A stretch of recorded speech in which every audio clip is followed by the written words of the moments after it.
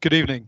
Before the meeting commences, I would like everyone present to join with me in a 2-minute silence as we pay tribute and honour and remember those who have lost their lives in conflict whilst fighting to protect our freedom. If you remain in place or stand for 2 minutes. Thank you.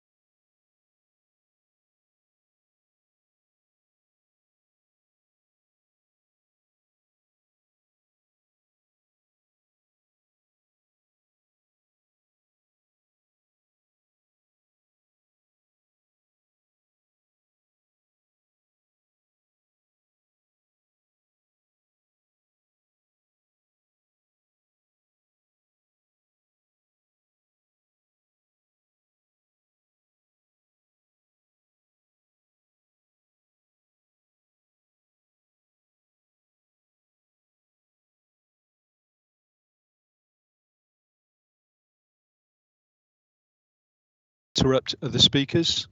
Members are reminded not to use the messaging or chat function during the meeting unless it's to report a pecuniary or non-pecuniary interest or to notify the chair that you wish to make a proposal. That if you're attending the meeting to speak and persistently interrupt the meeting, you may be asked to leave. Additionally, you will be invited to speak and ask questions by the chair. Please await your turn.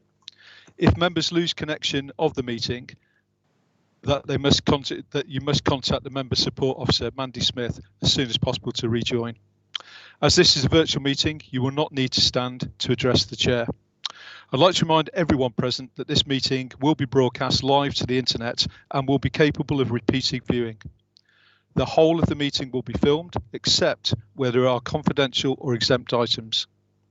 If you make a representation to the meeting, you'll be deemed by the council to have consented to being filmed.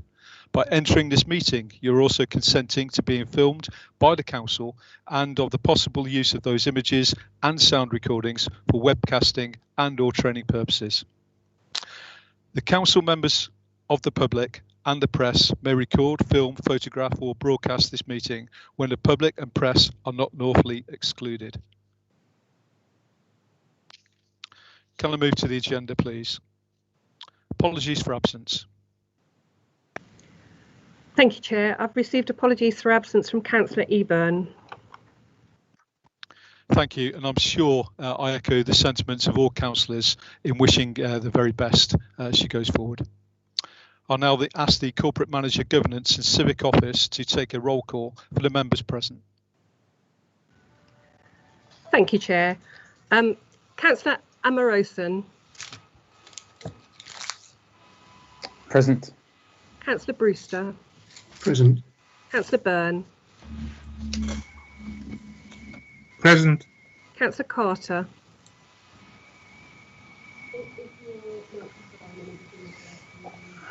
Councillor Carter, are you? Yes. Present. Sorry, just couldn't get to the. Thank you. Councillor Caston. Present. Councillor Eburn. Sorry, I think she's absent. Apology. Sorry about that. Yeah. Councillor Eppingham. Councillor Field. Present. Councillor Flatman. Present.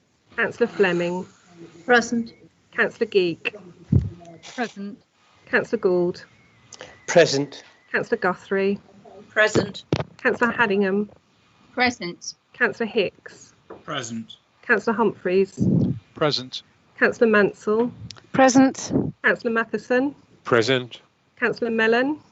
Present. Councillor Mayer. Present. Councillor Morley. Present. Councillor Muller. Present. Councillor Norris. Present. Councillor Otten. Present. Councillor Passmore. Present. Councillor Phillips. Councillor Phillips. I think there's a he declined the invite, so Okay. apology.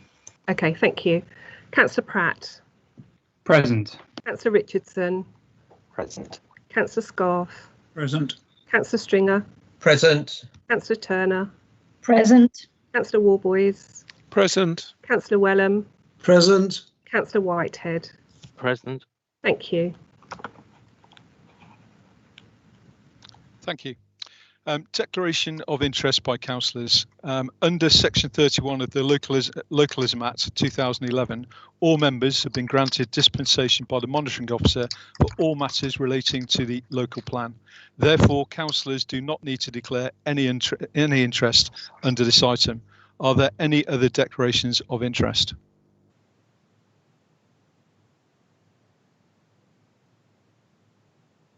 Okay, there are none. I'd like to invite Councillor Byrne to moving on, to MC 20-8, Babergh and Mid Suffolk Draft Joint Local Plan and Statement of Community Involvement Addendum. I'd like to invite Councillor Byrne to introduce paper MC 20/8 and to move the recommendations and reports. And I note that your video isn't working, but we can hear you. Councillor Byrne. Thank you, Chairman. This evening I'm presenting to you our new draft joint local plan, or JLP to give it its familiar title. Earlier today I was thinking of it as one thinks about an iceberg with only 10% of which is visible on the surface. But our JLP is even more impressive than that, because the 610 pages that constitute the plan that we see is just 6% of its overall volume. Supporting it under the surface are more than 10,200 pages of evidence base. This is more evidence than we have ever had to back up a local plan, and it has involved our staff in a massive amount of work. In recent months, it has presented huge challenges to meet the timetable that we set in our local development scheme approved earlier this year. As the Chairman has just pointed out, paper MC 20/8 refers, and I will address some of the key points in it. You will see that at paragraph 1.1 and the recommendations at 3.1, and that I will be asking you to approve the Regulation 19 pre-submission document and to submit it to the Secretary of State for an independent examination. A 6-week period on the legal compliance and soundness of the plan is proposed to run from the 12th of November until the 24th of December. During this period, representations from stakeholders and other interested parties are invited. But this is not a consultation where we would where we will subsequently make changes to our plan. Responses must be made in writing, and if duly made, will simply be sent to the planning inspector for consideration in the examination next year. When the examination process is completed, the plan will be returned to us for approval and formal adoption by the councils. At paragraphs 1.3, paragraphs 4.1 to 4.3 and paragraphs 9.1 to 9.2, you will see the background stages in the plan's production, starting with the decision in 2016 to prepare a joint plan for Babergh and Mid Suffolk. In 2017, we produced our first joint local plan consultation document, seeking views on a range of options, and we received some 14,000 responses. They informed our preferred options consultation in 2019, with over 4,000 responses to consider before preparing the joint local plan you have before you. At the same time, the extensive evidence base referred to at paragraph 4.4 was being prepared. These documents are included in the appendices detailed at paragraph 12 and in the core document library, a link for which is in paragraph 13. Section 2 of the report deals with the options, which are basically that you approve this plan or you don't. If you choose not to submit this plan, but seek instead to reinterpret the evidence that supports it and make changes, it may well have implications as a result of the government's proposed changes to the current planning system. You will remember our debate in September and the effect the changes could have on our calculated housing need. You will also remember the transitional arrangements proposed for authorities at the stage we are in plan making. It is important to recognise that we have a window of opportunity to submit our plan based on the existing calculation of need. If we miss that window, we may well have to plan for significantly more homes. That would require a major revision of the plan with a new call for sites, new assessment, and a likely delay measured in years, not weeks or months. In Mid Suffolk, the plan provides for 535 dwellings per year, or 10,200 dwellings by 2037.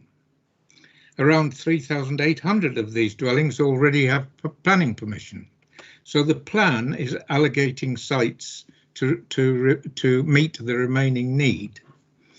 The approach to distributing these dwellings has sought to balance growth in line with the outcomes from our 2017 and 2019 consultation.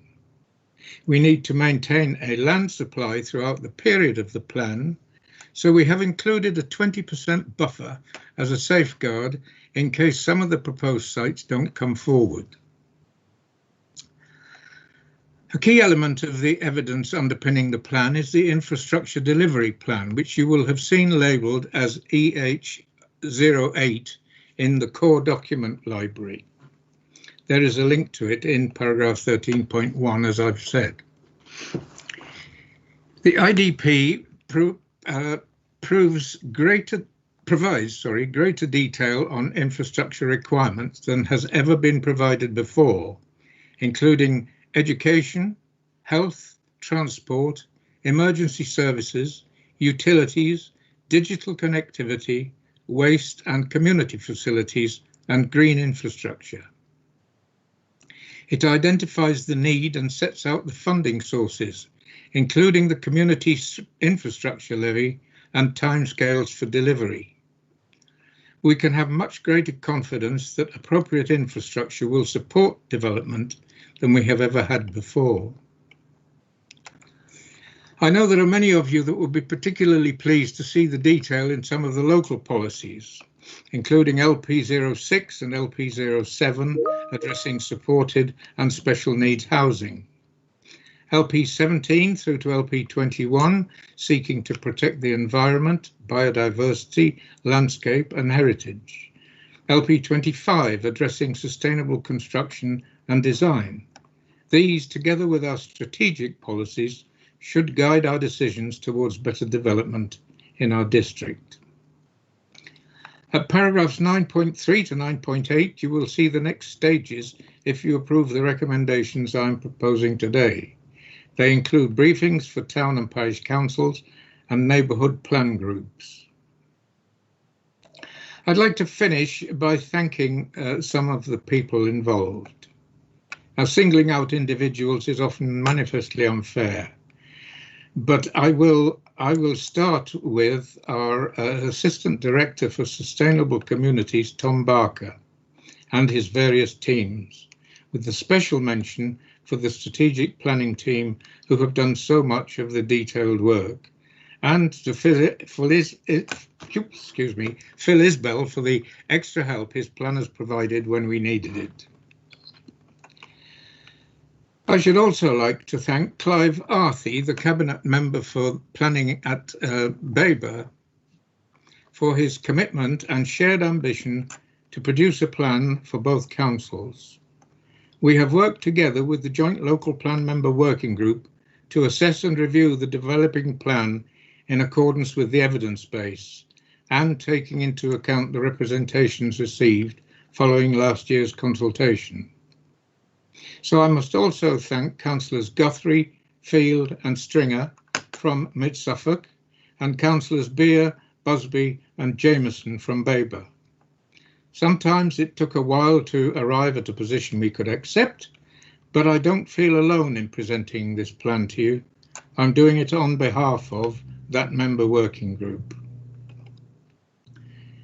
But my biggest thank you is reserved for Rob Hobbs, our Corporate Manager for Strategic Planning, who is with us tonight to answer any detailed questions you may have. Rob has been absolutely committed to producing for us an evidence-based plan of the highest quality and has carefully and methodically put together the documents you have before you today. It is a real achievement for Rob and his team. Thank you, Rob. Chairman, I'm proposing the three recommendations in paper MC 28 at paragraph 3. That is the approval of the Joint Local Plan pre-submission document, authority to submit to the Secretary of State for an examination, and approval of the Statement of Community Involvement. Thank you. Thank you, Councillor Byrne. And do I have a seconder, please? Yes, Councillor Guthrie, I will second that. Thank you. Councillor Guthrie, thank you. OK, we'll now move to questions and debate. Councillors. Excuse me, sorry, I reserve the right to speak. Beg your pardon. Of course, yeah. Do you want to speak now? No, thank you. I'll reserve the right to speak. Okay. Thank you. Thank you. OK, we'll now move to questions and debate. Councillors may ask as many questions as they wish. However, they must be relevant to the subject under discussion and must be a question. Is that clear? Must be a question. We'll save debate for debate. When we get to the debate element, councillors will only be allowed to speak once for 3 minutes, and this will be timed.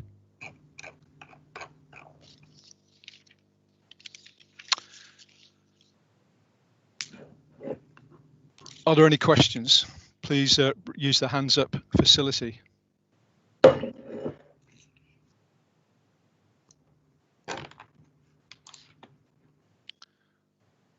Just going through the scroll, bear with me.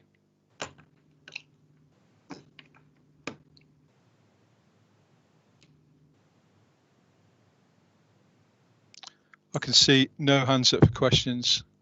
Everybody happy with that? Chairman, lots of hands. Chairman, Okay. if I may, it's Chief Executive. There's lots of hands in the table. If you can't see them, would it be helpful if I indicate for you? That would be useful. I'm starting to pick a couple up now. I think it's a connection issue. I've only got 2 hands up on my screen. So, Councillor Otten, please. Thank you, Chairman. Yes, my question is concerning neighbourhood plans.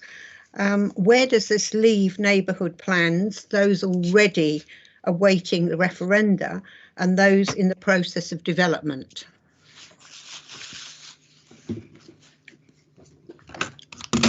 In what sense, where does it leave them, Councillor Orton? I don't quite follow, because I don't think it leaves them in any different place to where they were before. We will continue supporting them, and if they get through to their own referendum stage, they will start to gather weight. If there is a discrepancy between the between them and the joint local plan in any way, perhaps Rob could answer that question, but I presume that's probably what you were actually referring to, is it? That's correct. Okay, well, Chairman, if I may, I will ask Rob Hobbs to give us his view on that and tell us where neighbourhood plans do sit now. Yes, please. I think it deserves it. Thank you.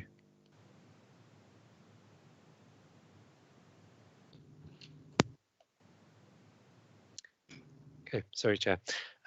Yes, so neighbourhood plans will continue to be prepared alongside the joint local plan. We're publishing, or we're seeking approval to publish the Regulation 19 version as the preferred options document. This version sets out a neighbourhood plan requirement, minimum requirement, and then the neighbourhood plan, as long as it meets the basic conditions of the plan, i.e. plans for that requirement, then they can bring forward sites if they wish to do so. Now, in the case of the joint local plan, we've got a number of neighbourhood plans being prepared, and we've had to put forward in our local plan sites that we consider are deliverable to meet the district-wide need. Now, if a neighbourhood plan has an alternative view, then they can make a representation to the Regulation 19 consultation, detailing why they feel the sites that we put forward, we shouldn't be putting them forward and what alternative state they have. Equally, like what happens with neighbourhood plan examinations, during the joint local plan examination, the inspector may well consider what neighbourhood plans are currently going through, or as Councillor Byrne said, have been made. I think we've got to recognise there's always going to be an evolving position here, and we'll try and work as best we can with neighbourhood plan groups to where we're aware of what they're putting forward to guide them through the process. Thank you, Chairman. That is reassuring that any neighbourhood plans are still able to be revised if necessary. Thank you. Yeah, very good question. Okay, moving on now. Councillor Fleming, please. Yes, thank you. Thank you very much, Chairman, and thank you, Councillor Byrne. I'd just like to take this opportunity to echo Councillor Byrne's recognition of the enormous amount of hard work that has gone into developing this plan by many people, some no longer with the council and some here now to see it through to the final stage. So well done, everyone. We're almost there with this important document. I'd just like to pose a question on the environment, because as everyone knows, climate and biodiversity emergencies have been declared by our council, and task force groups have been developed in response, and actions have been approved by our cabinets. The climate actions aim to help us become carbon neutral by 2030, and the biodiversity actions are intended to provide a blueprint for reversing biodiversity loss and achieving net gain. As recognised by the government, maybe I should be more specific, the Natural Capital Committee, which is a cross-party working group within the government, only an environmental net gain approach in planning and development will ensure that aggregate natural capital is maintained and enhanced. I feel that's a really important statement. This is a big ask and a big responsibility. Can you reassure me that the joint local plan before us this evening pushes as hard as it can to achieve these aims? And can you tell me how these policies can be strengthened and acted upon through supplementary planning documents that must be taken into account when planning decisions are made? Thank you, Councillor Fleming. Yes, indeed. You can be assured that this plan, in your language, pushes as hard as it can to achieve our environmental ambitions. It describes the environmental issues on pages 10 and 11, and in its vision on page 13 describes how Mid Suffolk will transition to a low carbon future, with the ambition to be carbon neutral by 2030. It describes how biodiversity will be enhanced through the delivery of measurable net gains across the districts, supported by an identified ecological network. On page 14, it describes how one of the key objectives is to reduce the drivers of climate change as much as possible from a social, economic and environmental perspective, again emphasising the ambition to be carbon neutral by 2030.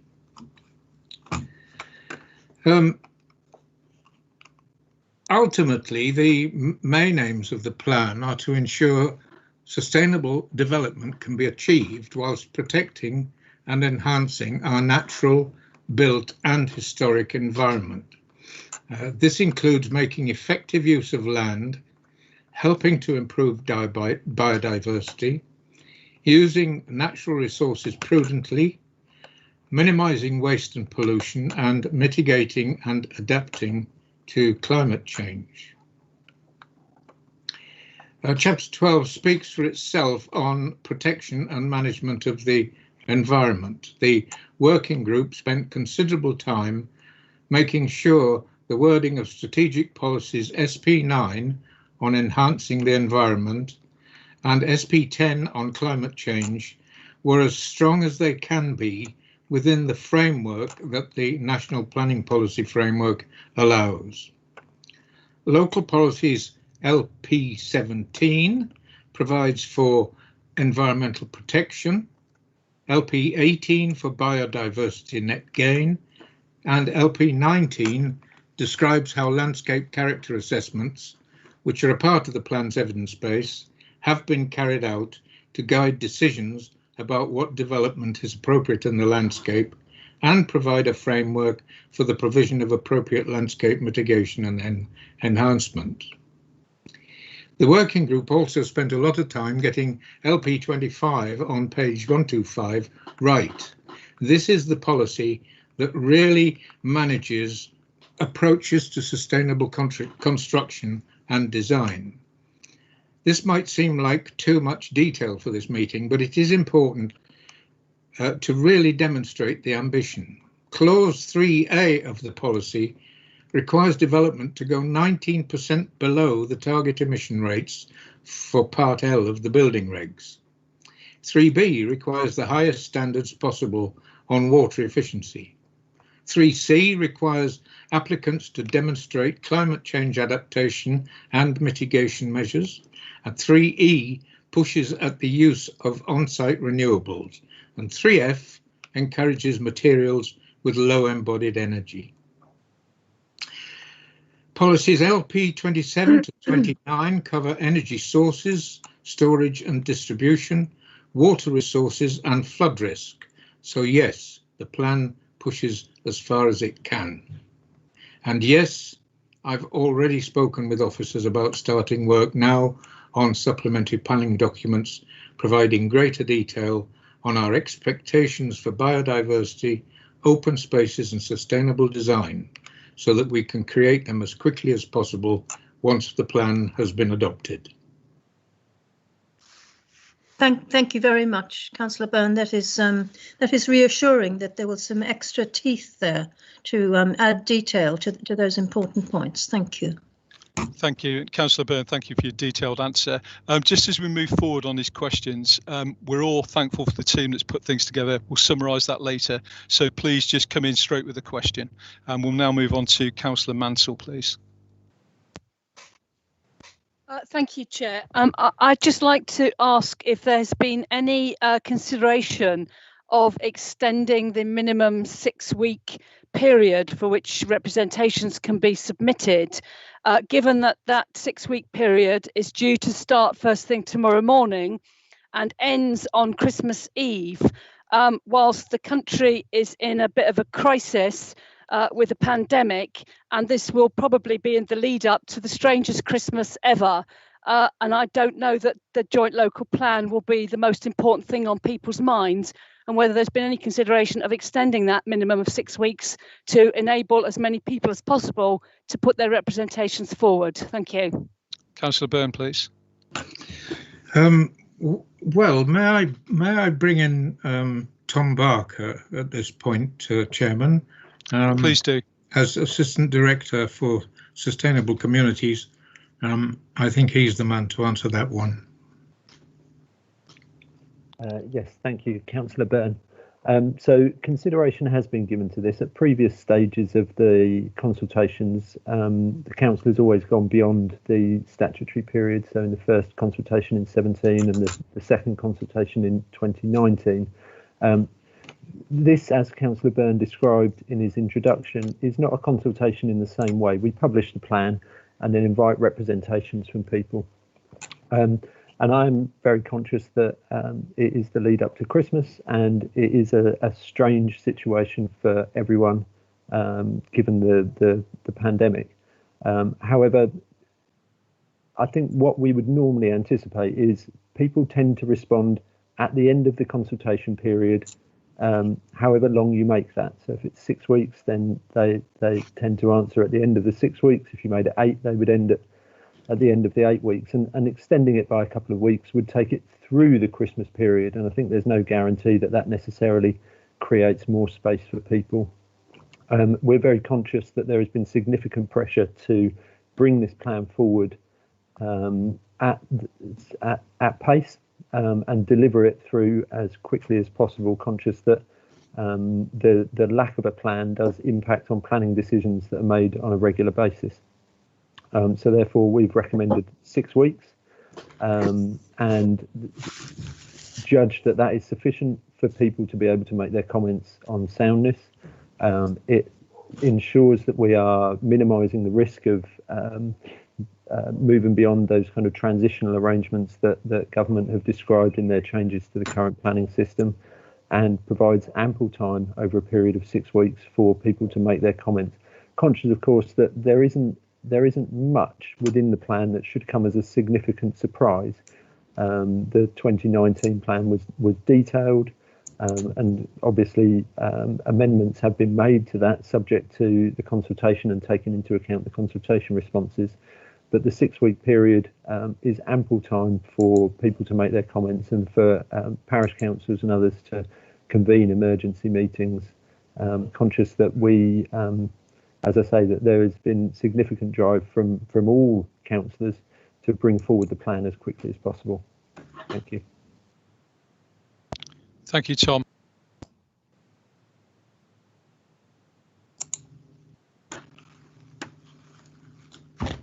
Thank you, Tom, and hopefully that answered the question. Councillor Mansell?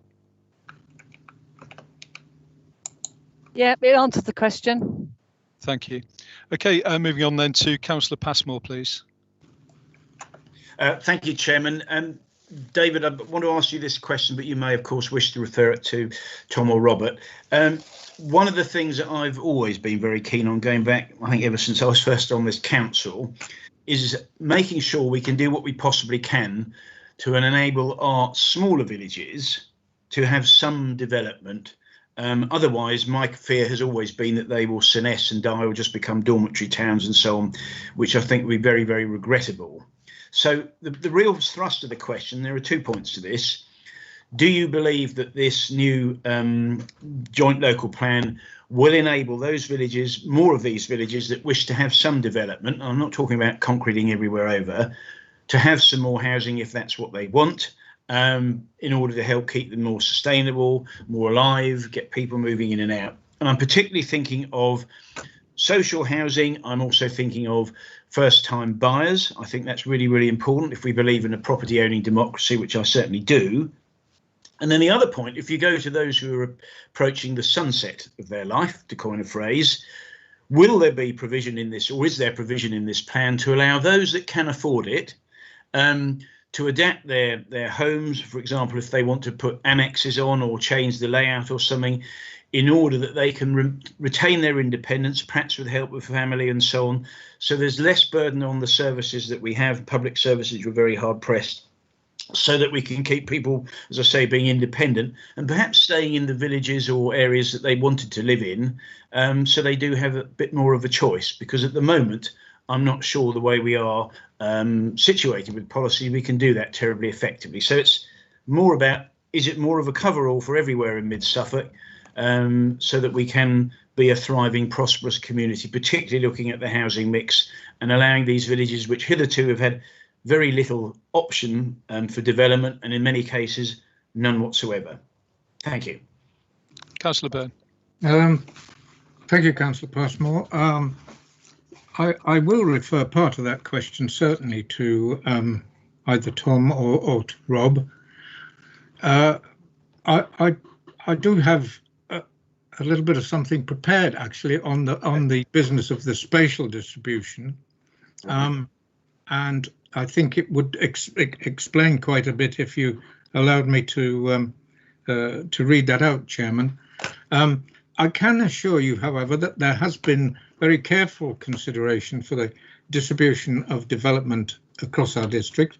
Policy SPO 3 on page 33 of the plan identifies the settlement hierarchy, and the first limb of that policy details how the scale and location of development will depend upon the role of settlements within the settlement hierarchy. The spatial distribution, the capacity of existing physical and social infrastructure or new / enhanced infrastructure, as well as having regard to the natural, built and historic environment. The policy goes on to note that settlements in the Ipswich fringe, market towns and core villages will act as a focus for development. Policy SPO 4 on page 44 goes on to explain how the spatial distribution of housing set out in the plan seeks to secure a balance of growth in the strategic transport corridor areas, as well as ensuring that other market towns and rural communities benefit from appropriate development. As you can see from the tables on page 44, 14% of development would go towards settlements in the Ipswich fringe, 31% to market towns and urban areas, 38% to core villages, which is biased towards those on transport corridors, 10% to hinterland villages and 3% to hamlets. On that latter point, it's important to note that this plan does allow for small levels of development in many of our villages and hamlets. Policy LS01 on page 209 sets out a number of allocations in our hinterland villages and hamlets, and along with policy LP01 on page 67 provides the mechanism to open the door to some low levels of development across our rural villages without opening it too widely. I hope that gives you and the other listeners or viewers some understanding about how the plan distributes development across the area, including the smaller villages and hamlets. But I will ask Rob or Tom, whichever one would like to take it first, how to answer, or if they will answer your question, specifically that part of your question, which related to modification of houses for people who are getting older and require changes and so on. Who would like to take that one? Tom? Chair, if it's okay, I'll come in here. Thank you, Councillor Byrne. Yes, Councillor Passmore, to reassure you, I guess, to draw attention to policy LP02, which begins on page 69. That details the approach that the plan will take to residential annexes and provides support where they are appropriate. for annex provision for people that need, whether it's living carers or elderly relatives or those kind of things, where there is a dependency on the main dwelling. So annexes are covered within LPO2.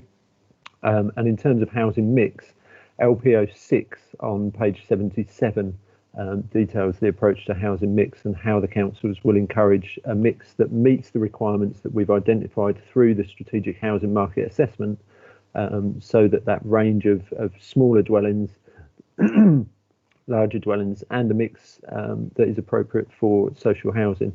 And LPO6 begins on page 77. So those are your two key policies, and then there are other policies that deal with extensions and other things like that. Perfect. Thank you very much. Thank you. And now moving on to Councillor Matthewson, please. Thank you, Chair. Yeah, can I ask, I've got a parish and also a constituent who each would like to put their case to the inspector. At what point should they be actually submitting something in writing to the inspector, or for the inspector perhaps? Okay, I think Rob can answer this one. My understanding is that it will be an online representation. Not if I'm correct there, Rob. And that in that online representation, you are asked to tick a box if you wish to attend the public inquiry when it reaches that particular point of the examination, so that you could, if necessary, put your point in person. If that's correct, if there's any more to say, Rob, would you like to add to that as to how people can make specific representations like that and make their voice heard? Absolutely, yeah. On our website, we'll have details of how to make a representation during the 6-week period. It does have a strict closing point, but as long as the representation is made and it's made appropriately, then that representation will go on to the inspector. And as Councillor Byrne alludes to, there will be a box that ticks to say whether you wish to appear at the hearing or not as well. That will be within the 6-week period starting tomorrow. To make the representation, absolutely, and then the examination would start once the plan's been submitted to the Secretary of State. Thank you. Perfect, thank you. Moving on then to Councillor Pratt, please. Yes, thank you, and I'd just like to thank Councillor Byrne for highlighting where the policy for biodiversity net gain had been sharpened. I do have a quick question. With regards to LP18, it says that we will identify and pursue opportunities for secure biodiversity net gain, whereas in SP09 it says all development proposals will be required to enhance and protect biodiversity net gain. I'm just wondering, which is it? Are we supporting proposals that wish to secure biodiversity net gain, or will it absolutely be a requirement for every single development? Councillor Byrne, please. I'm just trying to turn up those particular policy numbers. Have you got them there, Tom? Rob? Either of you? Yes, so the local policy is policy LP18, and that's on page 108. And the strategic policy, I think, is SP09, but let me just check.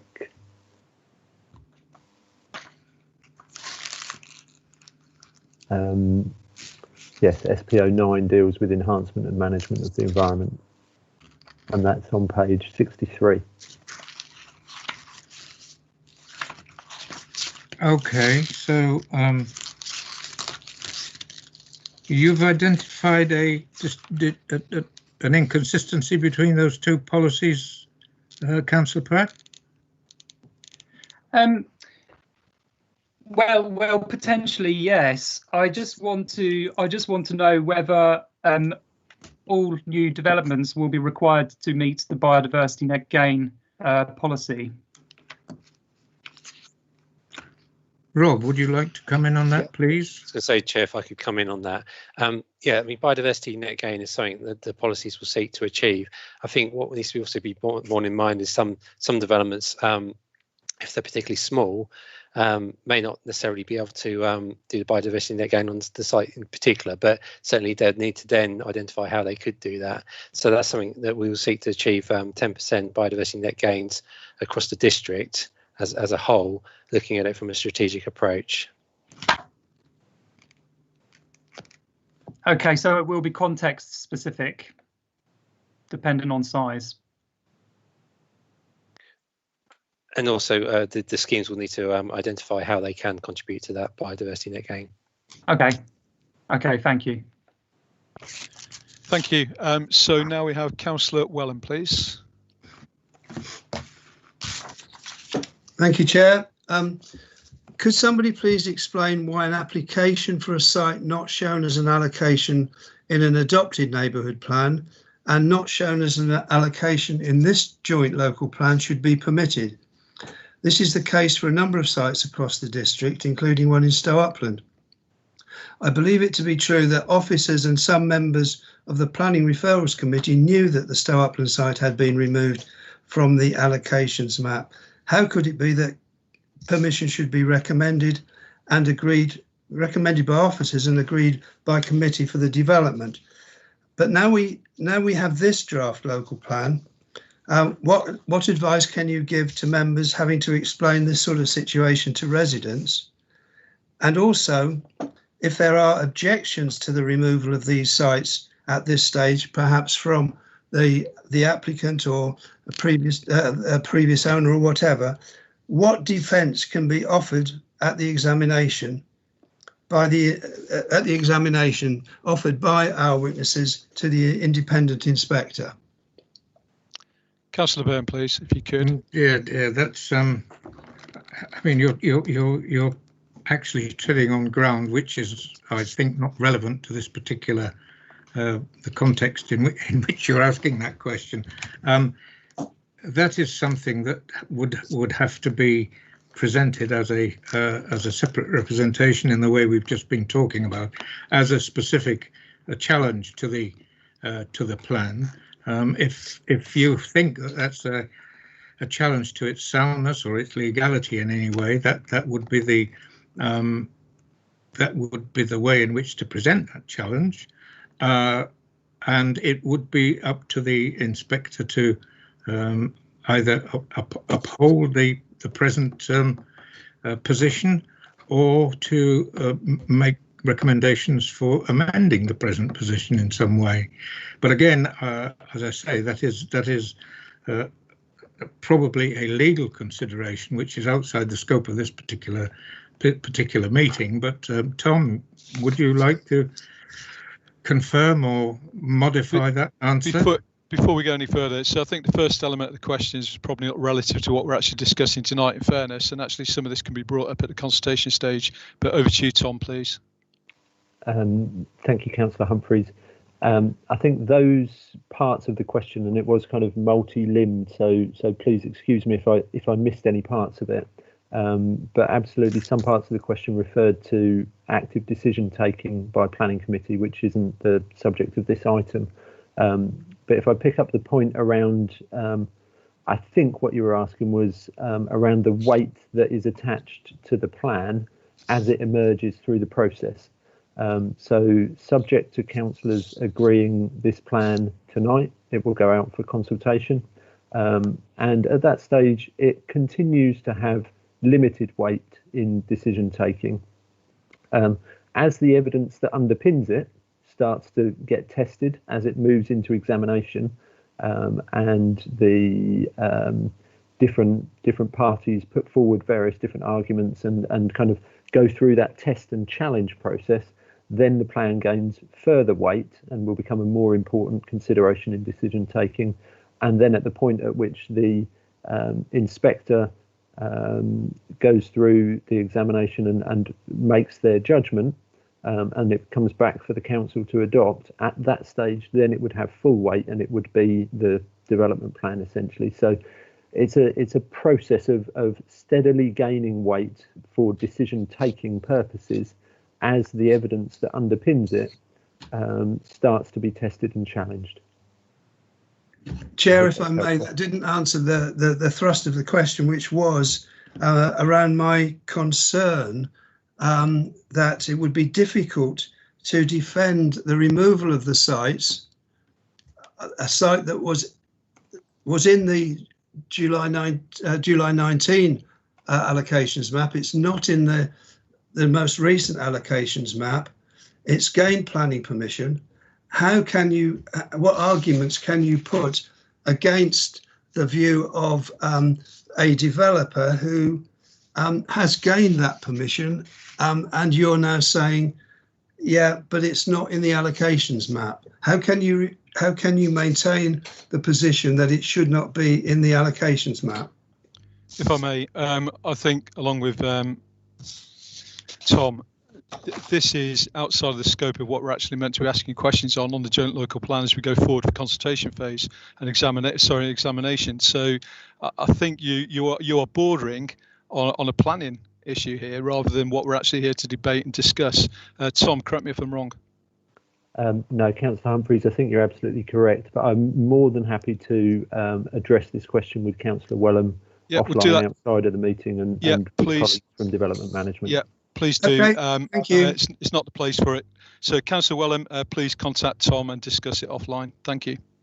Okay, moving on then. We'll have a question now from Councillor Field.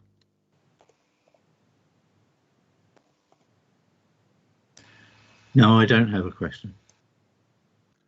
Okay, you've put your hands down. No problem. Then let's move on to Councillor Richardson, please.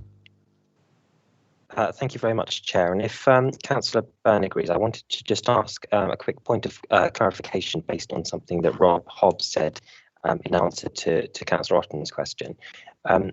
If I have the sequencing of events right, obviously we published our preferred options document last year, issued a consultation based on that document, and then obviously we've then published the most recent document in the last couple of weeks.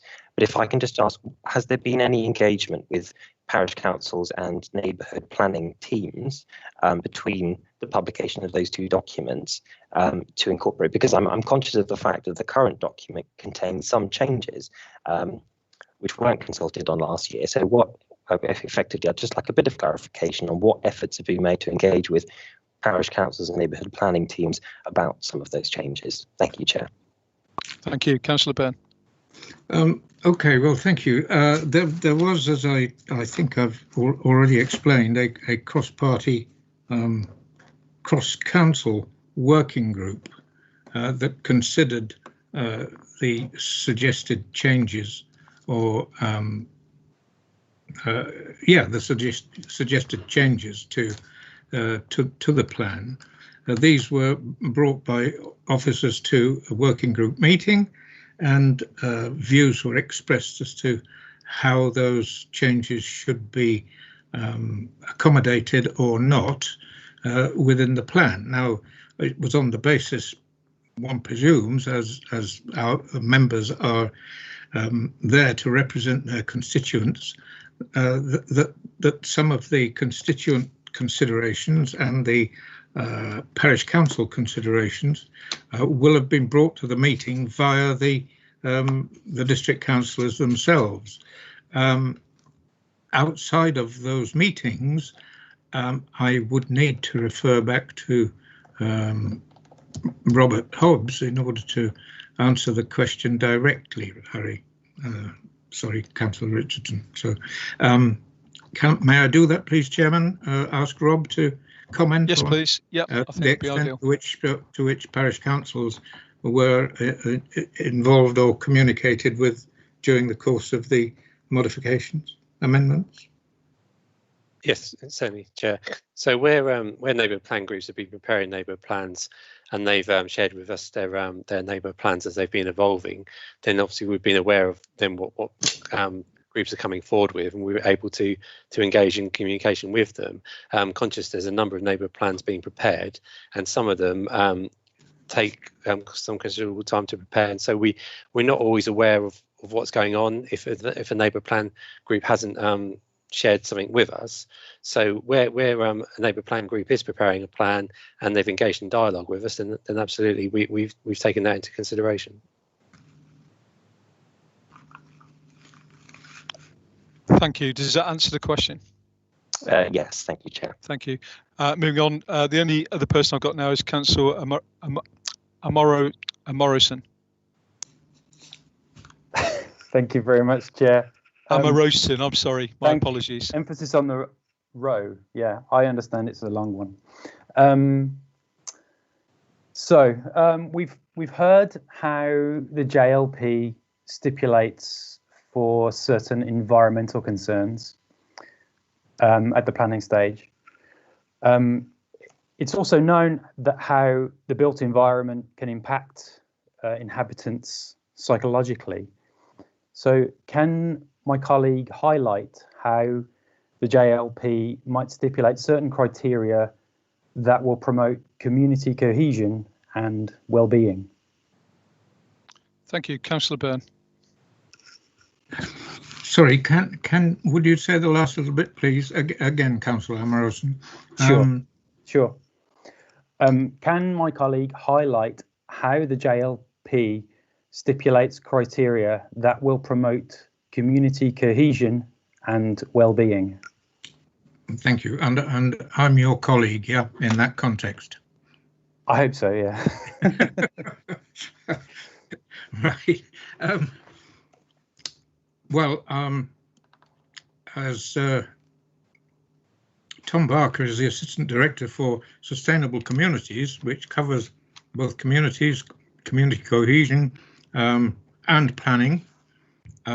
I really do think that, although I may be your colleague, I'm not the man to answer that question as certainly not as well as he could. So, Tom, may I hand that to you, please?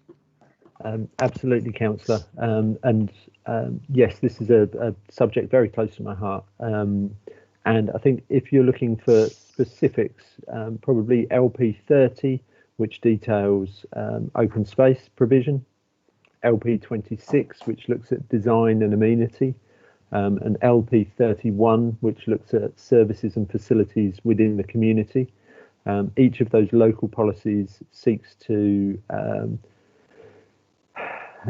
ensure that the built environment is optimising its contribution towards the well-being of our communities and the individuals within them. The planning system obviously is one factor that plays into all of those things, and the way that we go about decision taking. This is actually an area where I'd really like to see us developing supplementary planning documents, and I've had conversations with the clinical commissioning group and others on the way that we can look at that, the way that we can draw in health impact assessments, for example, on our major or significant schemes, and the way that we can draw our colleagues from within the health system into consultations on planning applications so that we can bring their experience and kind of professional specialism to bear on this. And also within our own organisation, as we develop our wellbeing strategy, a key part of that will be developing the evidence base that underpins it and then using that evidence to inform planning consultations on individual applications so that we can ensure that we're doing the whole range of things that maximise the benefit that development can bring to people's well-being. Some of that is in design and aesthetics. I'm in danger of running away with myself here, sorry, because as I say, you've asked a question very close to my heart, so I'll try and keep it limited.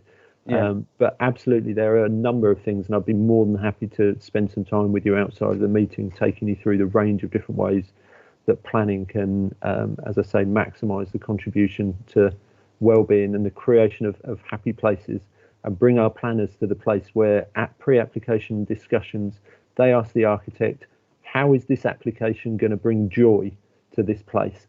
And see the slight look of confusion on the architect's face and take it from there. I'm really glad to hear that kind of passion from yourself, and I welcome those aspirations of bringing forward supplementary plans, and yeah, I want to support you in that any way I can. Thank you. Yeah, very good answer. Thank you. And moving on now to Councillor Warboys. Before we do, if you've asked your question and you have no further questions, can you please lower your hands? Thank you.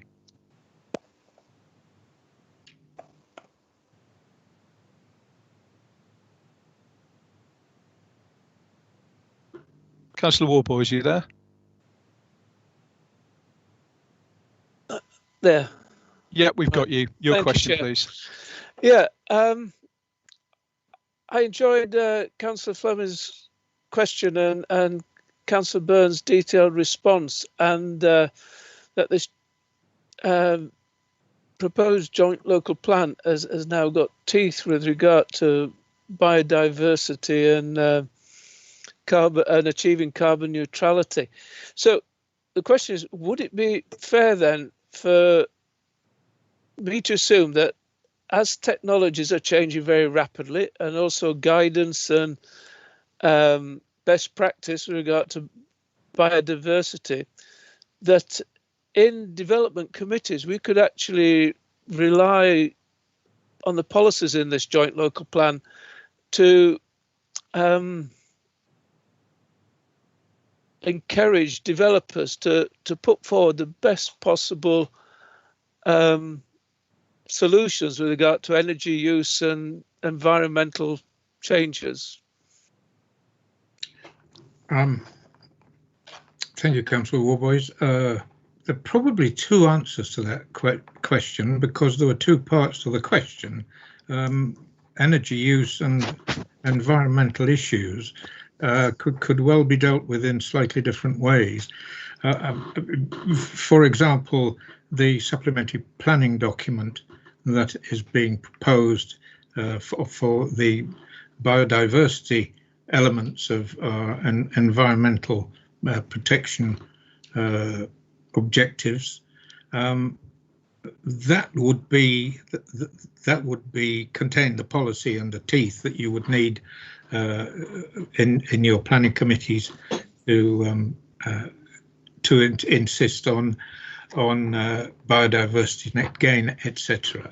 On the energy issues, probably I would ask Rob there to help me out a little bit with the extent to which we can rely on the plan, because there's a limit to the extent that the policies can push in that respect, I think.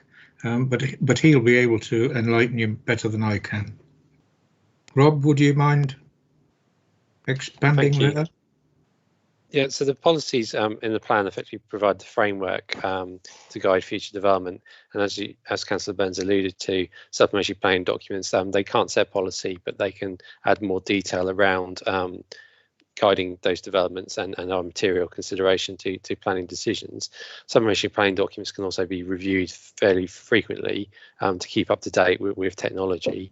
Local plans tend to be reviewed they are reviewed every 5 years. That's the requirement.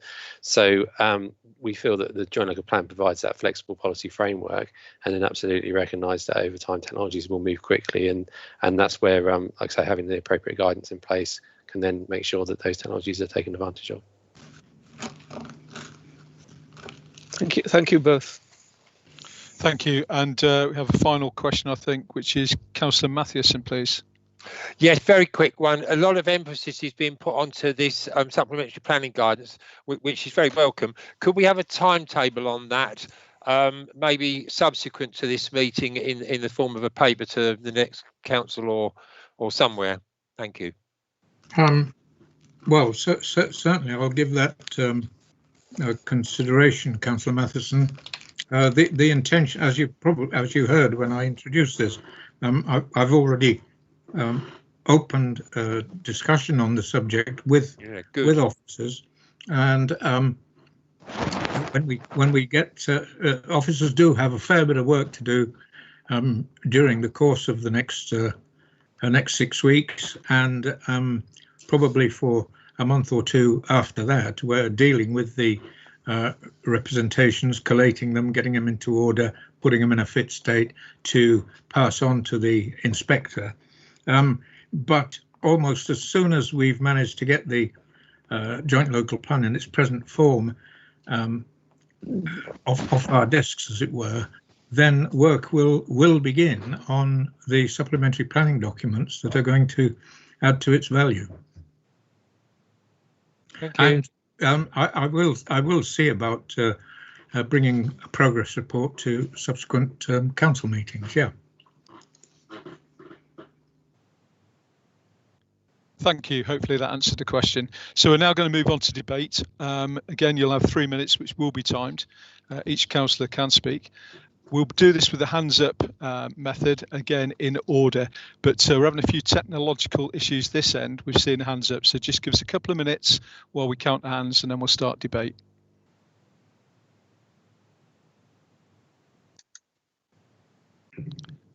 Morley.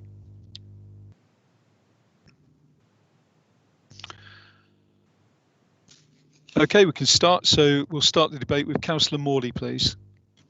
Thank you, Chair. This plan has been a long time in the making, but it is a comprehensive new plan replacing all existing documents, including the old local plan from 1998, the core strategy from 2007 and 2012, and also the Stowmarket Area Action Plan. It provides us with a strong new policies and detailed allocations, giving more clarity to our communities than at any time since I became a councillor.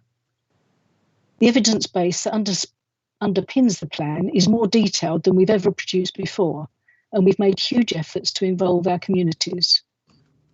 We started gathering new evidence in 2016 and consulted on the main issues and options in 2017, giving communities longer to respond than the regulations require. We then gathered more evidence, and alongside huge amounts of work from officers, the member working group refined the plan based on the thousands of comments we received. We then consulted the public on our preferred approach in 2019, again giving people much longer to respond than the regulations require. The cross-party member working group continued to meet and decide how best to take comments into account and respond to what the evidence base was telling us. And we haven't stopped despite the disruptive impact of this pandemic. More evidence has been provided, the options have been further refined and have been assessed for their sustainability and financial viability. There will always be compromises and parts of the plan that are not to everyone's liking, but I'm confident that we have the best plan possible and one that will put us in a strong position to address climate change, strengthen biodiversity, and protect our natural and historic environment, while at the same time helping us to grow the economy and provide the homes our residents need. This plan will help us to build great communities with bright and healthy futures that everyone is proud to call home, and I am proud to support it. I would also like to thank Councillor Byrne for taking on this portfolio last May and carrying on where his predecessors left off. This is a portfolio that has considerable public scrutiny, and it has been enhanced by Councillor Byrne's personal passion as an environmentalist. And I also want to thank our cross-party working group of Councillors Guthrie, Field and Stringer for their involvement in this significant piece of work, and the rest of the Mid-Suffolk Cabinet for all their support and passion to ensure we get to this regulation stage. I also want to thank our friends in Babergh, Councillors Beer, Busby and Jameson, led by portfolio holder Councillor Arthey, and supported all the way by the Babergh leader, Councillor Ward, and the rest of the Babergh Cabinet. And finally, I want to thank our officers, led by Chief Exec Arthur Chavonia, Assistant Director Tom Barker, and the strategic planning team of Robert Hobbs. Their persistence and commitment to making this happen is a great example of our agile workforce. Thank you. Thank you, Councillor Morley. Excellent timing. Now moving on to Councillor Stringer, please. 3 minutes. Thank you, Chair. As ever, I started with the speech and ended up completely rewriting it and throwing it in the bin, mostly because of this morning's activity. I had the pleasure of serving on a Development Control Committee meeting this morning with Councillor Passmore. And the last time we did that was in 2009. And I think either chairing it was either Councillor Gemmell, Melvin or Frost. and we were operating under the 1998 local plan. And what was drilled into us at those meetings was what you really need to give the public and the developer was certainty. Well, since then, I think certainty is something that really hasn't been involved with planning, and certainty seems to have sort of drifted away, much because of the plans that we had then that gave that certainty have been brought into question and been ruled out of date. So it's imperative that we actually get a plan that's workable, has teeth, and is deemed out of date, even by governments that seem to change their mind every fortnight. I think in the years that we've had a challengeable 5-year land supply, I think my own personal view is we've seen what's looked like to many utter chaos with what's been going on, and there hasn't seemed to be a plan, and that's certainly what we need. So I was delighted to be part of the working group that looked into the new joint local plan. At times, if you're looking at TV series, those meetings didn't resemble a TV series like Babergh. It more sort of represented It's a Knockout, but we'll leave the planning inspector to work out who was playing a joker card. But during those, we really did try, and I certainly did on behalf of my group, trying to get their aspirations into trying to temper this plan into something that could be sustainable in the eyes of our communities. And I have to say, I failed for some of you, and I apologise. I did argue your points to try and make this as sustainable a plan as possible. So I think everyone that will be voting tonight should be voting to look at whether that we do need a robust plan. But I would completely understand if some of you cannot support this plan at the moment because you're being offered two versions of chaos. You are being told if you don't vote for this plan, then all sorts of chaos is going to rain down upon you. Yet for some of you, that chaos is already at your door. So I would completely understand if some members can't support this plan. I will be supporting this plan. I won't be hugely flag waving about it because there's elements of the plan I'm incredibly proud about. There's elements that I really feel like I've not succeeded in what I was set out to do. But I hope we do agree the plan tonight, because I think we need to get this plan out there and let the inspector work out what's what. Thank you, Chair. Thank you, Councillor Stringer, and thank you for the work on the cross-party members working group. It's appreciated. And as Councillor Morley said, we don't always get our own way, and there's been compromises from all sides to develop what we've got in front of us. So well done, everybody. Let's move on now to Councillor Flatman, please. Thank you, Chair. Just carrying on from what Councillor Passmore had to say earlier, I was very pleased to see that hamlets and clusters on the outskirts of villages have not been forgotten. Some small-scale development will be really welcomed, of the right design to make sure communities grow and thrive and support neighbouring villages that might have businesses and facilities, leading to sustainable, healthy and vibrant communities. Creating homes that are needed and desired, many of which would be built out by small builders and self-builds, many of which their designs and specs are far, far superior than larger developers. We often hear the quote, "the right homes in the right places." It will be advantageous to all to have the plan, the JLP rather, to back us, so that we get the design we want that will meet our needs and our standards. Thank you, Chair. Thank you, Councillor Flatman. And moving on to Councillor Gould, please. Thank you very much, Chair. I wanted to start by quoting, or rather paraphrasing, Councillor Carter. We were sat together not long after we were elected, considering yet another application where there were no clear planning reasons for refusal. And Councillor Carter reasonably questioned, where's our democratic role? And the absence of an up-to-date local plan has impacted enormously on our democratic role. We are, in too many cases, severely limited in our ability to deal with applications because policies are out of date. And we hear those dreaded words, the tilted balance is being engaged. We have the opportunity in agreeing the plan before us to regain something of our democratic role. The plan brings together evidenced and deliverable policies to which we've all had an extensive opportunity to contribute, and which will shape the future of our district in the ways that we can determine. Of course, there are many given factors that we have to accommodate, not least challenging targets for housing growth.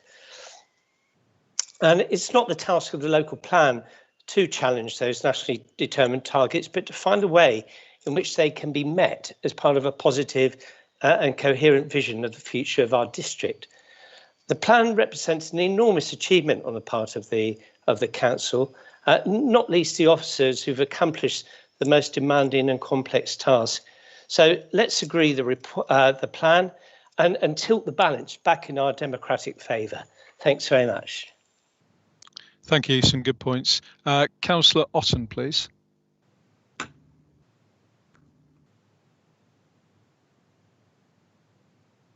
The problem with this, of course, is that when you have governments that insist on having a standard plan for the whole country, this leaves areas that are devoid of housing and devoid of housing need, and yet results in overheating in areas of the southeast. The problem we need to have is that we need to treat people differently, and we need to have a definition of key workers, and we need to make sure that we prevent neighbouring towns and villages from merging into one another. The whole object of the plan must be to assist in safeguarding the countryside and any ANOBs, and to rule out development, major development in those areas. We need to preserve the settings and special character of historic towns and villages, and we need to use Article 4 direction to avoid a negative impact on our communities. I would just like to take issue with a statement that Councillor Passmore made. He seems to imply that we're only wanting to provide homes for home ownership, and I believe that that is not correct. We need to be providing homes for people under any circumstances, whether these are to rent, to buy, and in any other circumstances that they find themselves in. So I hope that, and I'm sure that this plan will make sure.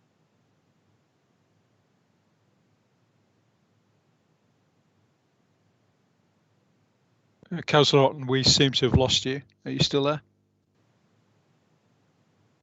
Okay, some good points. Moving on then, Councillor Geek, please. Thank you, Chair. I would like to explain why I don't support this joint local plan, despite the hard work that's clearly been put into it and the problems that will no doubt ensue if we have no local plan in place. Firstly, although there have been improvements since earlier drafts, it is still incredibly unfair to the villages around where I live at the western end of the A14. The villages of Thurston, Woolpit and Elmswell, they all have more housing allocated than the towns of Needham Market and Eye. Thurston alone has more housing allocated than both of these towns combined. Secondly, there are some unfortunate aspects to the plan that are clearly not reasonable. For example, the suggestion that a third of Elmswell's children should go to school in Woolpit. This is purely based on offers of land from developers. It's not based on any kind of sensible plan.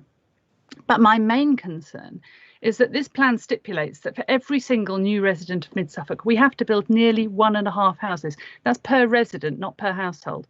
This oversupply is intended to bring the price down.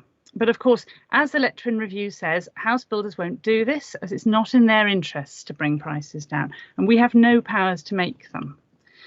In addition, all these houses can have gas boilers. All of them can be made from bricks with an enormous carbon footprint, rather than our traditional East Anglian carbon capture material of wood. And none of them have to be to net zero carbon standards. So this vast number of new homes is utterly unsustainable in the real sense of the word. It may be sustainable in the government's definition of the word, but that's just a fantasy of newspeak. It bears no relationship to what the word means to ordinary people. It has been recently estimated that at current rates, with plans like these, we will not achieve net zero carbon in housing for another 700 years. And yet the government keeps on saying that we must build, build, build. So the central problem is that current planning law is utterly unsustainable in the real world, yet we as a planning authority can do nothing about it. The government has constantly watered down the power of the planning system, and now the NPPF has completely undermined it. So if we keep waving through plans like this simply because the government will impose something even more appalling on us, we're complicit in degrading our local and our global environment. And I can see that there's nothing we can do about it, given current government policy, but it doesn't mean that I should vote for it to go forward, I'm afraid. Thank you, Councillor Geek. Councillor Otten is now back with us. You've still got 45 seconds remaining if you'd like to finish off, please, Councillor Otten. I just lost connections, so I'm not quite sure where I got to. Well, you've got 45 seconds to talk about anything you wish. I think I have made my point. Did you hear what I said about Councillor Passmore? Yes, we did, and I might give him a right to reply when it gets to him because he is going to speak shortly. Okay, thank you. Thank you. So moving on then, we'll go to Councillor Mansell, please. Thank you, Chair. I'd just like to maybe following Councillor Geek isn't the best plan for me because we're both from the same local area. This new local plan has certainly been a long time coming, and there is no doubt that we do need an up-to-date local plan. However, just because we need one does not necessarily mean we should be satisfied with this particular local plan. I'm in no way demeaning the work that all our officers have been doing, nor the members on the joint working group. And I am very pleased with some of the new policies which incorporate sustainable design and mitigation against climate change. However, my concerns are with the spatial distribution which underpins all these promising new local policies. There are fundamental flaws in that spatial distribution which cannot be mitigated by all the development management policies and supplementary planning guidance in the world, nor by a review which will occur almost as soon as this plan becomes policy. I'm not going to discuss the issues with the overall numbers, that's already been done for me by my colleague. I'm really going to comment on the distribution of the housing, not its quantity, along our main transport corridor, the A14. Surely we should be able to engineer that the development is co-located with the infrastructure needed to enable the development. But no, we are being developer-led, maybe due to funding considerations which are way outside of our control. So if a developer says, hey, if you let me build a load of houses here, I'll offer you some land for a new school, even if that school is in the wrong place, that is not, in my mind, plan-led planning. If the infrastructure needed to enable development is not in the right place, then that development is not sustainable. In other words, if you want to put a load of new housing in a large key service centre, then you need to be able to provide the educational facilities within that key service centre, not in a neighbouring key service centre. We need to be doing all that we can to enable more people to make the correct choice of transport options. Certainly if we are to meet a carbon zero by 2030. For all too long, we, as a country, not necessarily just we as a district council, have been enabling a car-centric society. We need to start to make it easier for people to walk and cycle to amenities rather than jump in a car so that they can make that right choice. This plan does not do this. I'm not arguing that we shouldn't accept the level of development. It's just that it's in the wrong place. So unfortunately, all those lovely policies do not outweigh the fundamental flaw that I see in the spatial distribution. So it is with great regret that I'm not able to support this joint local plan. Yeah, some well put points, actually. Let's move on now to Councillor Mayer, please.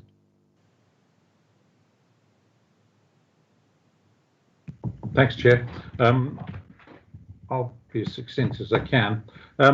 I think this is an excellent document. The more I look at it, the more I'm impressed with the detail and the amount of work that's gone into it. So I offer my congratulations to the cross-party team and also the council officers who have brought it before us tonight. Although I think it's a strong document, I don't contend that it's perfect. Indeed, some settlements have been asked to absorb more housing than they would wish, and I have one hinterland village that's been asked to accept 10% of the total number of houses required for all hinterland villages in mid-Suffolk, and that's with no doctor's surgery and little more than one shop. But I don't think these individual issues undermine or invalidate the whole plan. I also accept that the plan does not offer a complete solution. More detail is required.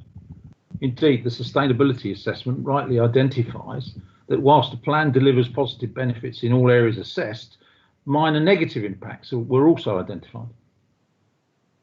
Delivery of the plan is undoubtedly a challenge, particularly with regard to environmental issues. And we should not pretend that the joint local plan contains all the guidance and control measures that are required. But again, this doesn't undermine or invalidate the plan. The joint local plan offers us supplementary planning documents, and these I see as the real teeth. These could deliver the biodiversity, the active transport, and help us attack climate change. But the important point to note is that without a joint local plan, you have no supplementary planning documents. Your teeth are removed and you're sitting there as an organisation with just gums trying to attack the problems. Joint local plan is not a complete answer, but it does provide a robust vehicle that will allow us to develop the solution over the next 16 years. If we prevent the joint local plan from moving to the next stage in its development, we'll be denying ourselves the tools we need to meet the massive challenges we face. If this were to happen, our residents could quite justifiably accuse us of fiddling while Rome burns. I believe the joint local plan is fit for purpose, and I support the motion. Thank you. Thank you. Moving on to Councillor Brewster, please. Thank you, Chair. My start on this will sound rather like our leader, but this joint local plan has been a long time in the making, quite understandably given the various changes that government has contributed to planning and the subsequent modifications which had to be made. Our officers and cross-party working group have worked very hard to achieve this excellent plan, and I dread to think of the number of officer hours which have been spent on making it. We now have a draft local plan which is ready to meet the pre-submission Regulation 19 stage. From an economic growth angle, I believe this plan is much needed as we move on into the future. Yes, it will provide new homes in the right places. It will grow the economy of mid-Suffolk by providing not just homes, but also employment to match those homes. We will see the economic benefits of tourism growing, and will witness our town centres growing in ways we might never have suspected, and all this in a sustainable way with the appropriate infrastructure. I mentioned employment, and we are facing a time with possible considerable unemployment due to the pandemic. We will need this growth in our economy to ensure that we can grow our skills base and offer future employment to our young and the older in the community. Individually, we might not agree with everything that's in the plan or what is proposed in our wards, but I believe that as members of this council, we all have a duty to approve tonight the recommendations for this joint local plan to go forward to its next phase. Thank you, Chair. Thank you. And now moving on to Councillor Headingham, please. Thank you. I just want to say thanks to Robert and Tom and all the hard work they've done so far. I know Barry did say that he didn't want that, but I really appreciate all the hard work they've done, and Robert answering questions at the weekends when I've emailed him. I really that was great.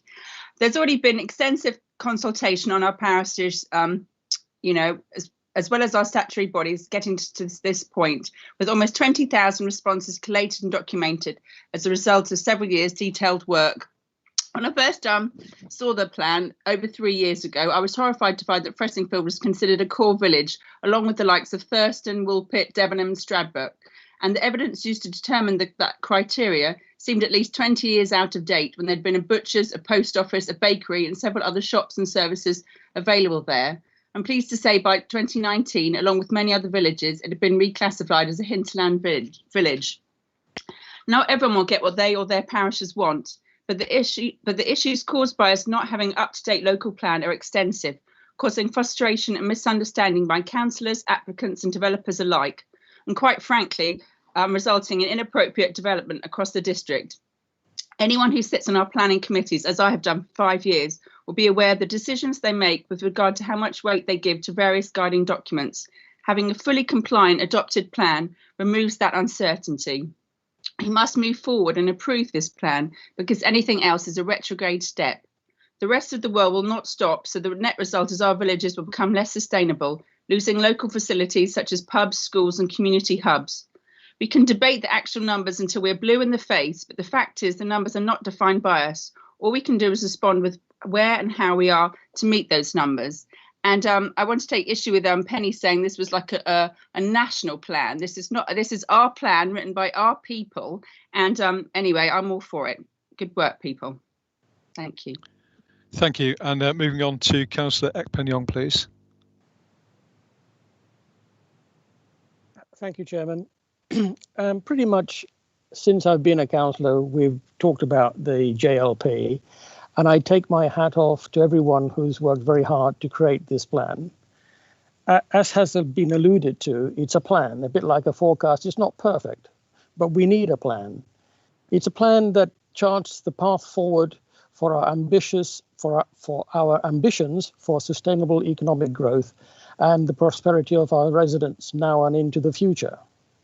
The plan has been long in the making and has received support through many previous council meetings during its creation, and is backed, as been said, by an enormous body of evidence. So for me, it would be very perverse and somewhat imprudent if we were not to take this forward to the next stage as recommended. So I will be voting for it to be so taken, and I would encourage all of my fellow councillors to do the same, as we all have a responsibility to our residents to have a local plan. Thank you.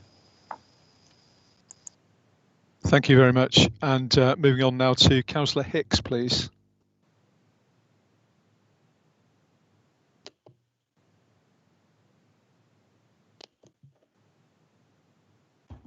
Thank you very much, Mr. Chairman. Well, before us today is a draft joint local plan, which clearly has taken a great deal of time to be completed. And in fact, I think it was back in June 2016 when we as an authority approved the start of the work, and we set off on a very, very long journey that has taken many stages to get to today. And of course, most importantly, this has included liaising with our residents throughout this long journey.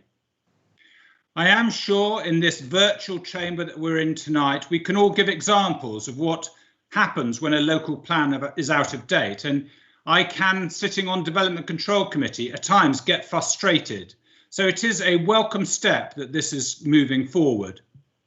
The allocation of sites, of course, is never easy.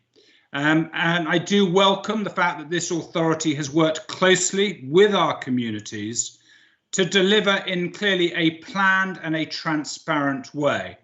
And I also would like to thank officers for the work that has been undertaken over many, many years, actually, to reach to today's stage. I do think it is vital tonight we take a strategic view, as we are only too well aware of the importance of the local plan. We all will have individual examples, no doubt, in which we feel things maybe are not exactly as we wish. But that's not surprising with the scale of work that has taken place. And there will be an opportunity to take part in the technical consultation, of course, over the next few weeks, and to share any outstanding concerns. And the inspector, of course, can look at and give an independent view. I do think it's important we recognise that the evidence base supporting the draft JLP has continued to develop and has not actually just stood still. The settlement hierarchy and the key services, the role of key services and facilities, of course, have played a vital role.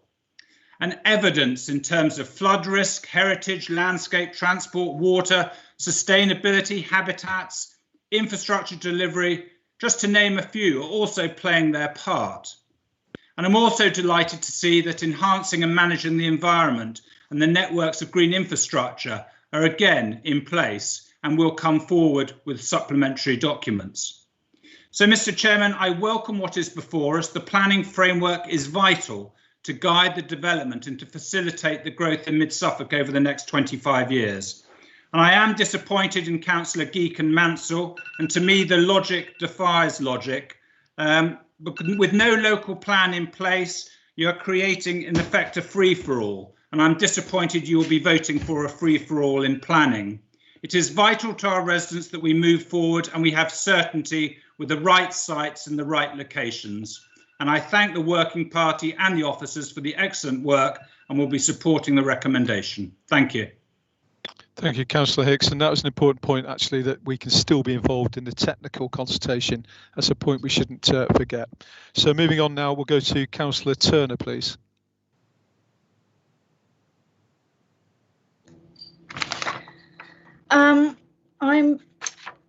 These are my reasons for not supporting the local plan.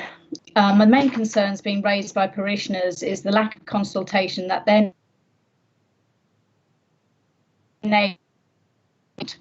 for example, in the village of Bayton, a land allocation emerged in the joint local plan just last week. Though no one on the parish council or the neighbourhood plan were aware of it till then. The neighbourhood plan team and the parish council have been working with villagers and landowners to deliver more houses than the district council requires in more suitable locations and to include affordable housing. Now that work may all be wasted. If the local plan is approved tonight, the Bayton Emerging Neighbourhood Plan cannot be examined until the site issue is resolved.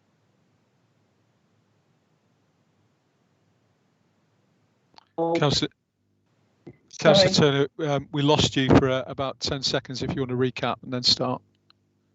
Okay, so did you get as far as if the local plan is approved tonight? Yes. So if the local plan is approved tonight, the Bayton Emerging until the site issue is resolved. Otherwise, the neighbourhood plan would not be in conformity with the local plan and would therefore. Parish councils have spent a lot of time and public money put into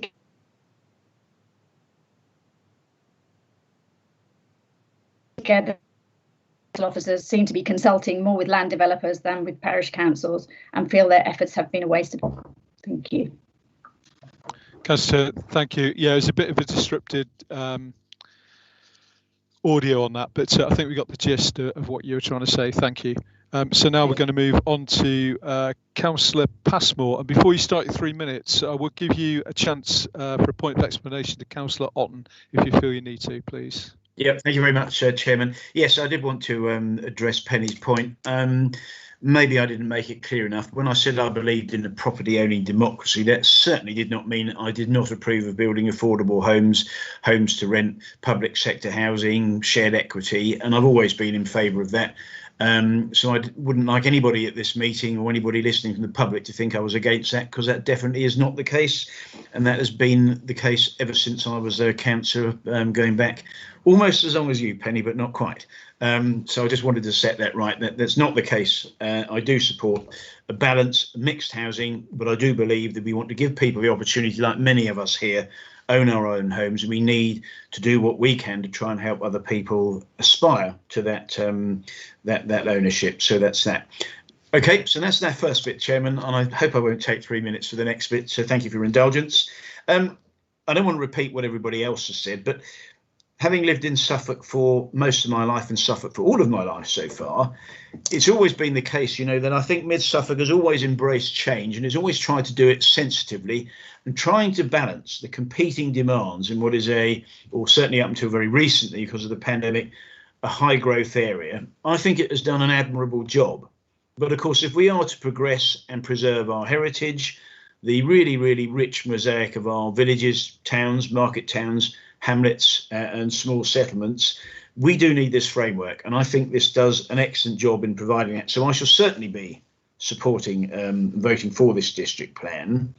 And just to remind everybody, this is at a strategic level. It's not really for discussing individual ward cases. As my colleague John Whitehead will know, in Claydon and Barham, we do have some very big proposed developments here, but this is not the time to discuss that. It provides that high level framework for the next many years, upwards until 2037. So very important we do that. And it does balance the need for economic development and housing and opportunity for all.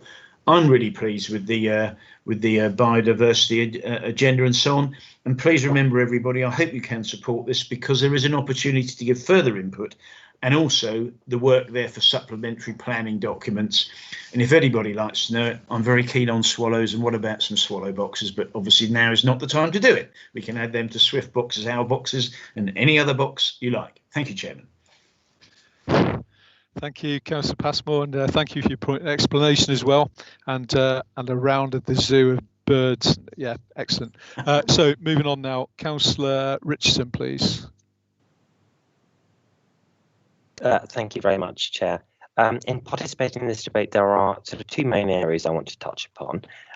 Firstly, I think we have to acknowledge that we, as many other councillors have said, we are operating with a series of planning policies that are fundamentally out of date, which is already having a detrimental impact on development control within our district. I think Councillor Hicks made this point, but I've got, certainly in my ward, I've got two sites in Norton where we refused permission because they directly contradicted our core strategy, only to see that overturned at appeal because the strategy does not comply with the NPPF. And we should also recognise the fact that we have a statutory obligation to produce a local plan. It's not a choice. It's not some nicety that we can opt into. It's obligatory, and if we don't, the government will develop one for us, which I think is the last thing that anyone wants. However, I will make one point, which I think Councillor Turner touched upon, which this shouldn't be done at the expense of engaging with our communities. And I say that because we do have a very contentious issue in Bayton. And I have to say it is deeply frustrating that their emerging neighbourhood plan was not reflected in full in the GLP before the most recent publication. But I know officers are aware of that, and I thank them for their assistance in the last few days. And I will certainly be following that up in the 6-week consultation. Because I do understand and accept the argument that this process has not been flawless, as Councillor Mayer said, I think. But I do believe that developing a local plan that is up to date and is compliant is in our best interest. I think not doing so would put us at a significant disadvantage, and I think that really cannot be overstated. And then this sort of leads me on to the second point I want to make, because the purpose of this plan is not just for self-preservation, for want of a better expression. It's about laying out our positive vision for our communities. And in that spirit, there are two aspects of this plan I'd really like to highlight. The first is on healthy communities. This is enormously important. We know that our population is ageing, and this presents a significant challenge with increasing demand on the health and social care system as people live longer and live with more complex health conditions and comorbidities. And you might ask, what's this got to do with development? But as one key way that we, as a local planning authority, can help meet the challenge is by helping to support independent living and those with other more complex care needs. And so in particular, I want to highlight, as I think Tom did, policies LP02, 03, 06 and 07, which promote the inclusion of residential annexes, extensions to encourage intergenerational living, as well as bungalows to allow elderly couples to downsize, along with supported and special needs housing. All of this will enable people to live in their own homes for longer, and along with the wellbeing strategy that we will publish in due course, will help sustain the healthy communities that we want to see. And the other aspect I want to touch on very briefly is on the delivery of new homes, because like I think all councillors, I spend a lot of my time on local planning matters. But the one point I really would like to make, which does tend to get lost amidst all of this debate, is that delivering new homes is a good thing. Socially, economically, in terms of the sustainability of our rural communities. In particular, as both a Conservative and someone in their mid-20s who aspires to be a homeowner, I want us to do everything we can to support young people and their families get on the property ladder, which is why I particularly like to welcome policy LPO8 on affordable housing and new starter homes, but which is also explicit in saying this shouldn't be at the expense of rented properties and other social housing. And I'm conscious, Chair, I think I've gone over my 3 minutes, so I will leave it there. You've literally gone across. Thank you. Thank you very much. Good points and fairly good timing. Okay, moving on. Councillor Guthrie, please. Thank you for that, Chair. Many of you know I have been on the member working group, cross-party and cross-council, assisting officers and members to get the joint local plan prepared for full council for debate and approved for examination with the inspector and Regulation 19. This iteration started back in 2016 with input from many different members to those currently elected. Along with 2 previous rounds of consultations and jointly over 18,000 representations, members and the public have been avidly expressing their concerns and requirements.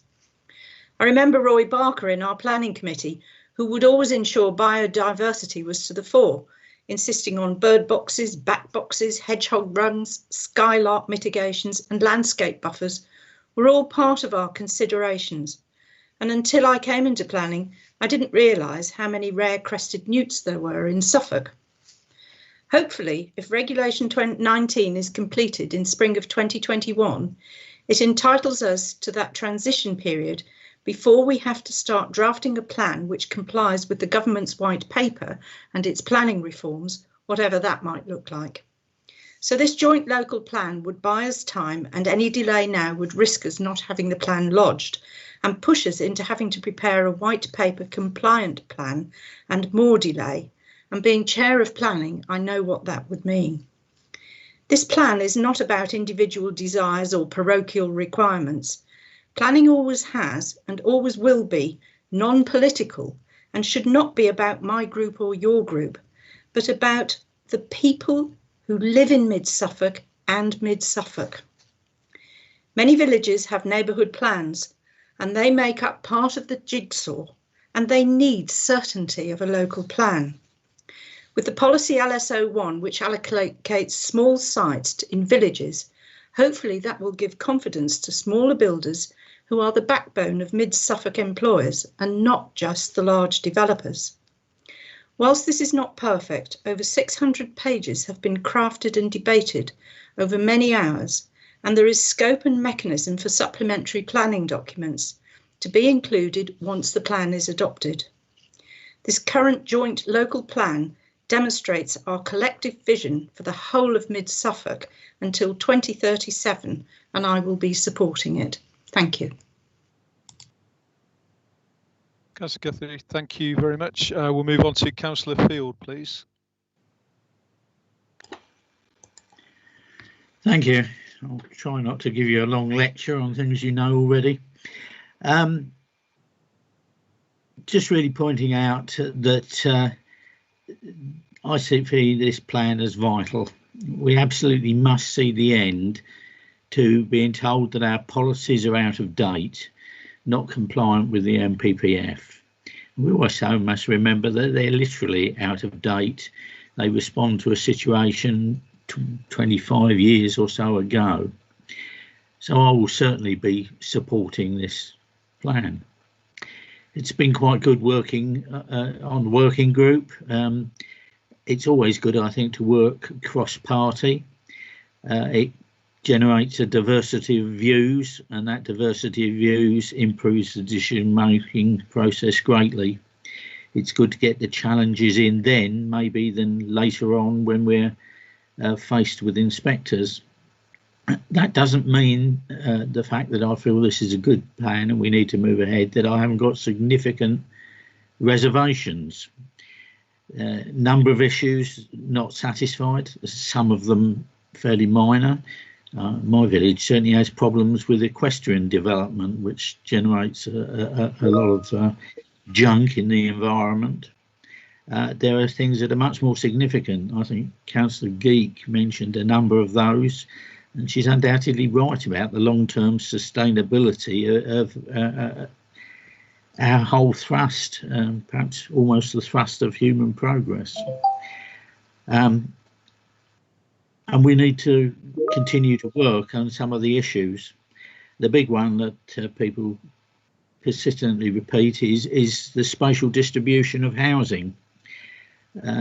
Certainly there has been quite an allocation of houses some distance down the A14 around Walpett and Elmswell, etc. I'm also conscious, however, that any change to that is not without a cost. I live in the Ipswich fringe, as the Councillor Passmore and Councillor Whitehead represent areas here as well. We currently are accommodating something close to 2,000 houses. That's quite a chunk of the total that must be provided. And you know, that's in 4 villages, not a vast number. It's not a Ipswich is accommodating those houses. It's villages just on the periphery that are. So I guess there are some difficult conversations still to be had. But on balance, I believe it's the right thing to press ahead now, get this through its next stages, and make sure we don't get caught by the next range of government fantasies, perhaps I should say. Thank you. Thank you, Councillor. Some good points, actually. We've now got Councillor Mansell. I believe you have a point of order. If you'd like to speak, please. Yes, thank you, Chair. I would just like to comment on something that Councillor Hicks said. I felt that he was not respecting neither mine nor Councillor Geek's decision, and that disrespect I feel is a little bit tantamount to bullying. OK, that's noted, but a point of order is for a breach of council procedures or law. I don't think it comes in that. It was his comment, but if you'd like to take it up after the meeting, and I'm sure if it's due, that Councillor Hicks will not be short in coming forward with an apology. Thank you.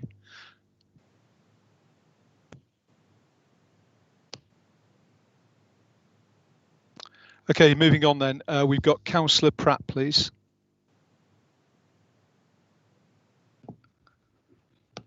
Thank you, Chair. So I would just like to first of all say that I welcome the improvements to our local and strategic policies, which aim at least to safeguard biodiversity and tackle climate change.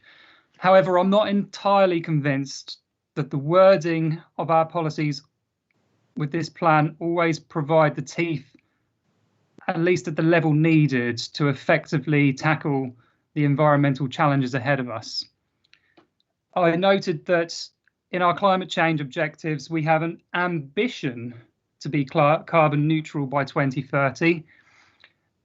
This is not really an ambition as such, is not really in keeping with the spirit of a climate change emergency like the one that we declared in 2019. Unfortunately, ambitions are not enough. To meet the 2030 target, we do need to meet the 2030 target, since this is a target that is required to keep our planetary temperatures below 1.5 degree rise since pre-industrial times. Above this threshold, we are entering an era of climate change that will radically alter our planetary systems and lead to environmental chaos. Failing to meet our 2030 target means that we only have a 50% chance of staying under the 1.5 degree threshold.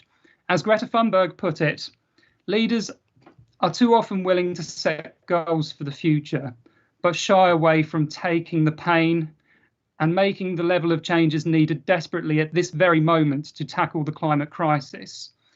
Now, I don't need to go over this again because it's been mentioned by Councillor Mansell already. The core of the JLP, the spatial distribution policy, puts too much emphasis on housing development along the A14, which does not help us move away from a car-based society or a consumerist-based society. There is also clearly a lack of strength in or initiative to build passive house or a very similar high environmental standard for new homes. I really do applaud the hard work of our officers and genuinely feel that the cross-party group have really striven to better the status quo, all within the limitations set out in the current NPPF. However, for all the reasons I've given so far, I'm not able to support, with very deep regret, I'm not able to support this joint local plan. Thank you. Thank you. And moving on to Councillor Welland, please. Thank you, Chair. Now, I think there's much to welcome in this plan, but there are policies which I fear will be detrimental to some communities. There's a real danger that villages along the A14 corridor will lose their distinctiveness, starting to already, but this could well get worse and accelerate with this local plan. Yeah, I feel the spatial policy will not lead to sustainable development across the district. Yeah, I feel between a rock and a hard place. I have to choose between voting for a joint local plan, which will be devastating for some communities on the one hand, or voting against it, because the future without a joint local plan is unpredictable and could well be worse. I will vote for the recommendation, but it should be noted that the council started work on this plan many years too late. That must never happen again. Staff need to be assigned to working on supplementary documents and looking at updating this plan as soon as the inspector's report is received. Thank you, Chair. Thank you, Councillor Welland. Moving on now to Councillor Turner, please.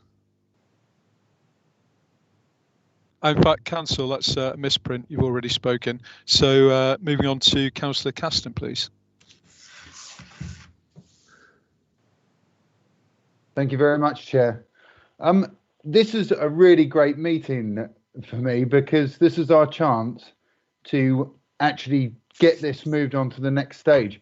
It's so important to get this local plan in place for managing the infrastructure needs of Mid-Suffolk. We mustn't underestimate how important it is to vote for this tonight. The evidence base in here was absolutely fascinating and absolutely huge. It was just amazing to see all that information, and it showed me, I got a sense of pride that that's how we deal with, that's the process that we use to deal with this kind of thing within the council. It's within the planning for Mid-Suffolk, because it's very much in touch with what's going on in our area.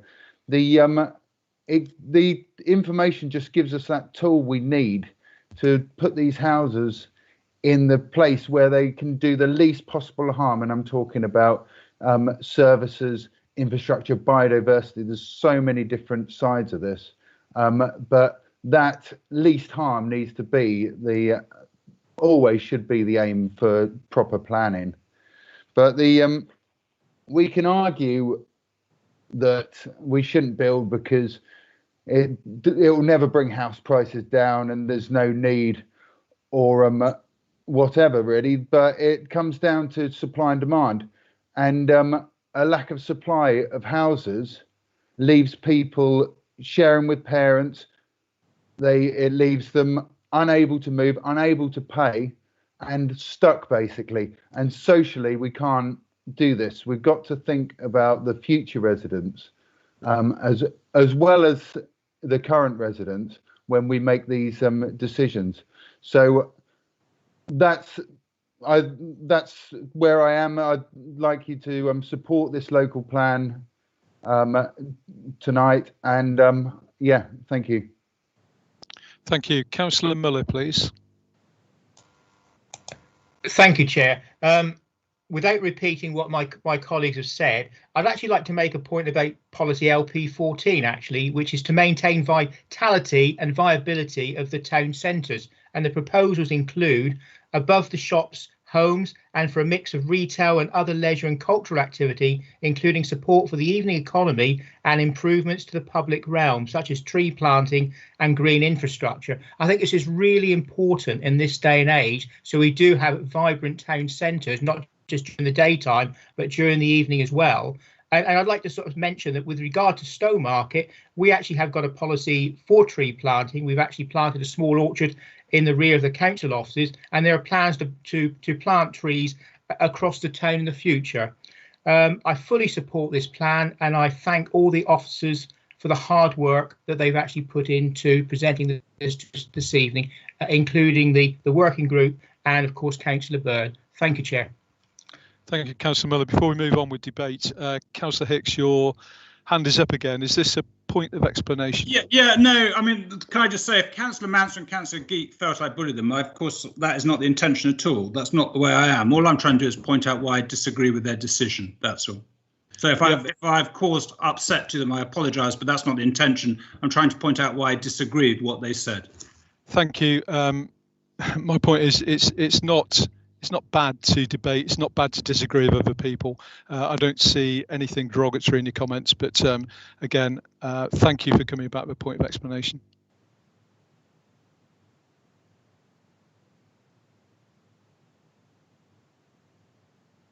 Moving on with debate then, Councillor Matthewson, please. Thank you very much, Chair. I would again like to acknowledge the work that's gone into this plan. It's a very impressive body of work, and my following comments are in no way intended to undermine that effort. I will support this plan because I feel the pinch of the looming amended white paper coming from central Conservative government, which will make it harder to maintain a sensible planning policy and may have negative effects. And we certainly need to shield our district from that. However, I do so with reservations and remain unconvinced that we're doing absolutely everything to ensure that we're adopting a truly regenerative approach towards ensuring a holistic, environmentally robust future. Thank you. Thank you. Yeah, some important points there, to be honest with you. Moving on then to Councillor Carter, please. Yes, before I start, I'm just going to apologise for any background interference. My daughter has a lovely singing voice this afternoon. I have to say, can I say as well, am I disappointed in Councillor Hicks for mentioning names of a point? It takes away some of it. All very good to debate, but when you mention somebody's name, it takes a point away. Councillor Carter, yeah, Councillor Carter, we've gone past that. I know. So we'll move on. Let's go on with moving debate. On. Okay, my apologies. I just wanted myself as well. Okay. Can I just say that this? I'm very disappointed in how we've had all this network interference during this meeting. It's especially with me. I've been in and out of this meeting so far, so I've missed quite a bit of it. So it's left me very confused. I want to be able to vote for this. I want to be able to pass it through because this is much needed. We need this plan in place. But also part of this the plan is that we've been had it's mentioned that it's gone as far as current planning policy will allow. But I've lost my point completely. It doesn't matter.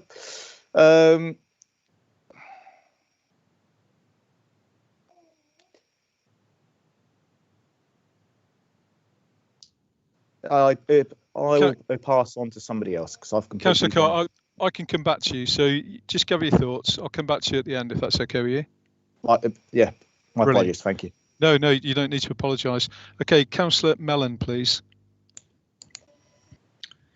Thank you, Mr. Chair, and I welcome the robust debate that's going on and the contributions from all people on the council. When I was elected a councillor last year, I did not expect that planning issues would come to dominate my inbox and my workload and my time in the way that it subsequently has.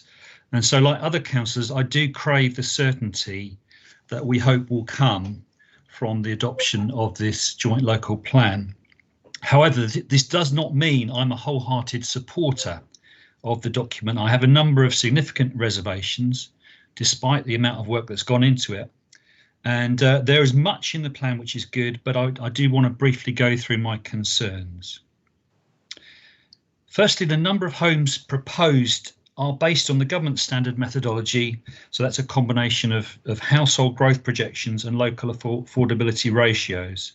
But this, I think, presupposes that affordability can be improved in our area by building more homes. And both the Redfern review and the Letwin review have stated clearly that this is not the case. Building more homes will not improve affordability. Secondly, the plan is based on the foundation of continuing economic growth, increased housing, industry and business expansion across our district. However, it's now acknowledged by many economists that perpetual economic growth is impossible in a limited, finite system, as in where we live. So if the only way forward we can envisage is by continuing economic growth, that is inherently unsustainable. And while I welcome the vision set out for Mid Suffolk and Babergh to become carbon neutral by 2030, and policies such as LP25 are very welcome, I can't see that vision being achieved if we continue on our existing path. But my main concern is the spatial distribution, as other councillors have mentioned. Far too many homes allocated to a small number of core villages. And I want to use the main settlement in my ward, Bacton, as an example. We're a small village, we're not on the A14 and we're not on the A140 corridor. We don't have a railway station, although the main line goes right through the village. And what bus services we once had have largely disappeared. Thank you, Suffolk County Council. Yet we're apparently a core village, though most people here are totally dependent on the car. Now, the allocations listed in the document give us about 267 homes, as well as those we have 2 other developments already approved by committee. So roughly 400 homes coming to Bacton, effectively doubling the size of the main body of the village. Now, that kind of change is not incremental or evolutionary. It is wholesale change in the size, the scope and the character of the village. And it's something which causes an immense amount of alarm to residents. And as their elected representative, I find it impossible to support the plan. But I'm also aware if we Councillor Mellon, that's you just going over 3 minutes. Thank you. Thank you, Chair. No problem. So moving on to Councillor Scarf, please. Thank you, Chairman. Yes, I mean, like many others who've spoken tonight, we must have a joint local plan in place. And there are a lot of good things in this new local joint plan. I think one of the difficulties for me is we all have a corporate responsibility as Mid Suffolk district councillors, as many have indicated when they spoke earlier tonight, but we also have to counter this against the fact that we are also there, I believe, to represent those in our individual wards. So there is always that conundrum for councillors. I would never seek to criticise those councillors who feel so strongly that they are unable to support this joint local plan. I will, however, be supporting the new joint local plan, but would stress we have talked much about housing, but also have to ensure we deliver sustainable job opportunities close to those communities too. And that, I believe, is one of the greater challenges that this joint local plan will face, and indeed is one among many other factors on which I would judge the success of this joint local plan if I'm around to see the development of the plan as it goes through. Thank you. Thank you, Councillor Scarf. I hope you are. And now moving on to Councillor Matthewson, please. Thank you, Chair. I can be quite brief. I will reluctantly be supporting the plan because I know that the government will punish us even more than it already has with its changing targets and policies and processes, particularly of calculating the numbers and so on.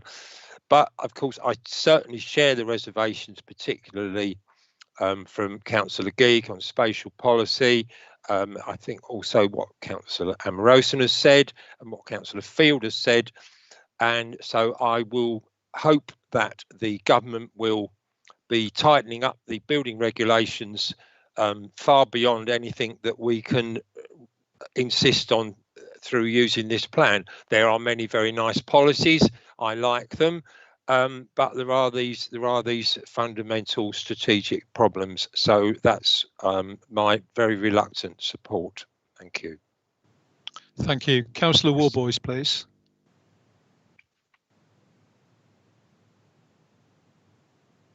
Thank you, Chair. Overall, I do think that this local plan does show vision, and it's much improved on the initial draft local plan we saw earlier this year. In particular, that it is evidence-based. I recognise the enormous amount of effort and expertise that have gone into its production, contributions from cross-council members and officers, and the chairmanship of Councillor Byrne. I think they've done a really good job. It aims to achieve a balance between not only protecting, but improving our district's valuable natural and built environment, ensuring that new development is delivered in a sustainable way, whilst also conform with national planning policy and legislation.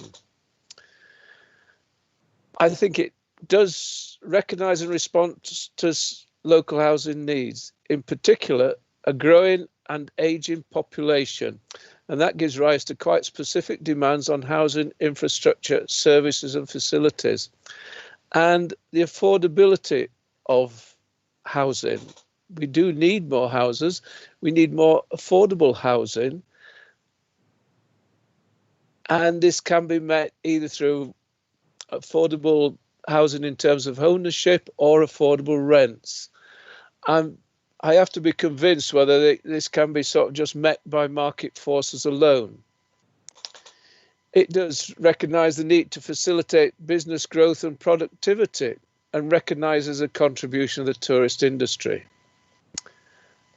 For Babergh and Mid Suffolk, there is recognised a particular need to introduce measures that address water scarcity, and this is something that we can be addressed at Planet and Development Committee level as well.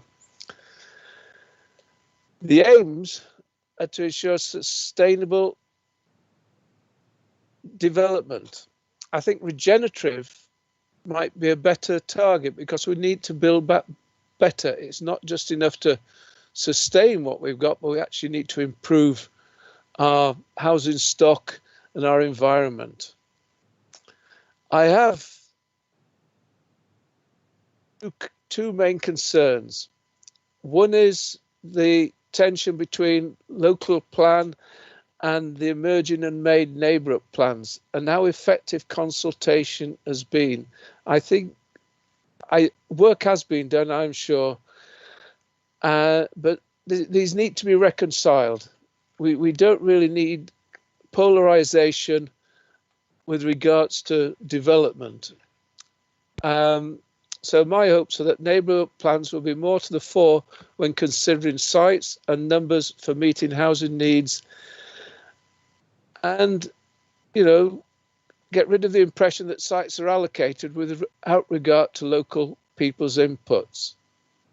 And that leads on, I think, to spatial distribution, which is my other concern. In Mid Suffolk, the core villages will be... Councillor Warboys, I'm sorry, again, you've gone over your 3 minutes. So can I finish the sentence? Only if it's very, very quick, so be quick. In spatial distribution, Mid Suffolk, the core villages will be impacted most by development. Brilliant, that's quick enough, thank you. We'll finally go to Councillor Carter, please. Councillor Carter, you've got 2 minutes remaining, so if you'd like to speak, please.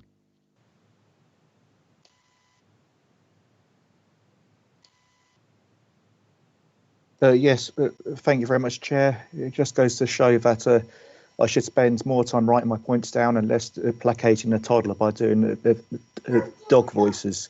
I also have to thank Councillor Gould for actually mentioning me previously in the meeting. Clearly, he's more capable of putting one of my points in a better way than I currently can. So, but we do have a democratic duty to try to put our to try to protect Mid Suffolk for planning. We need to be able to look forward to our locality. Yet this plan doesn't seem, in my case, doesn't go quite enough. It's like being given a pair of teeth but being told we only allowed to use them to eat soup. We are looking for biodiversity. We are currently looking to what we are able to do, not saying this is what. To me, a plan has to be aspirations, and we should be saying and writing, this is what we need to do. This is what we need to be able to change to be able to do so. And we are overlooking projects that we have done in the past when it comes to building, where we have got passive housing products in the past. Why can't we put out in the plan that this is what we intend to do all in future, rather than just saying it should be nice? So I probably will be voting for this, as it is the best what we currently have, but it is with quite disappointment that it doesn't go far enough, and it's a shame that it hasn't been done years previously. If it had been, it would have more teeth than it's now. It's been dragged on and lost quite a lot of the potential that it had originally. Great, thank you. That's the 2 minutes. We'd have loved to waited and heard all the dog noises, but sadly we're going to move on. So, Councillor Byrne, would you like to sum up, please?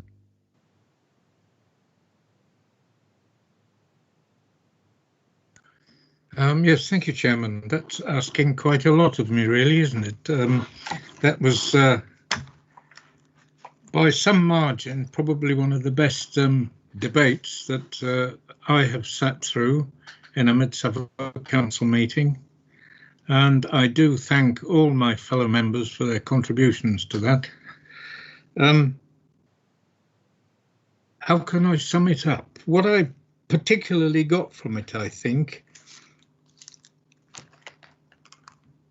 is that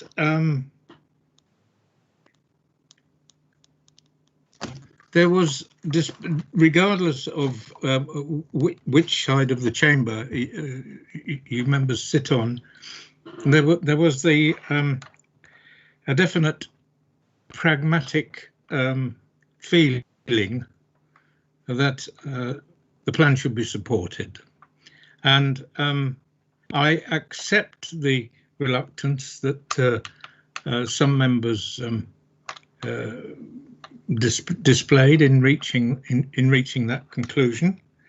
It is not possible to please everybody all of the time, and it is very rare that perfection in these matters can be achieved.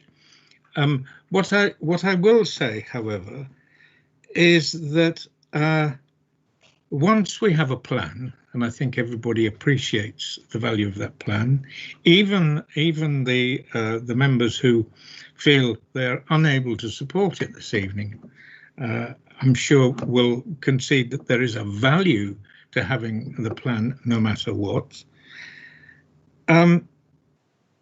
Once we do have that plan in place, I think, and I was pleased to see there was Councillor Guthrie on one side of the political divide and Councillor Welland on the other, that were the only members that actually referred to reviewing the plan once it's in place.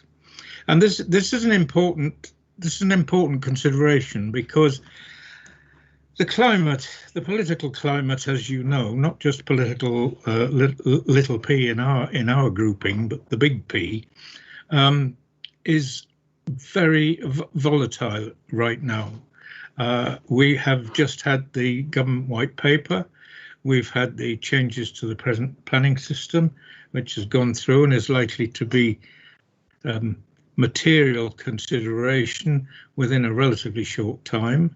The planning white paper reforms may not come for several years, and let us hope that they're going to be considerably modified by the considerable opposition that some of the representations and the consultation will have been made to government.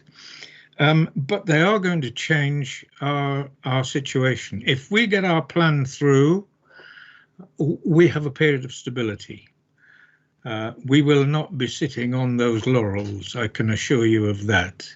because it will change and we need to be in front of it. So almost as soon as we have this plan in place, just as we are going to be considering the supplementary planning documents, even before that, so too will we be considering the review of the present plan to try and improve on it, and in order to make it proof as best we can against future moving of the goalposts by government. But we will have to be prepared for that, and we are best placed being prepared for it with a plan in position rather than continuing as we have been.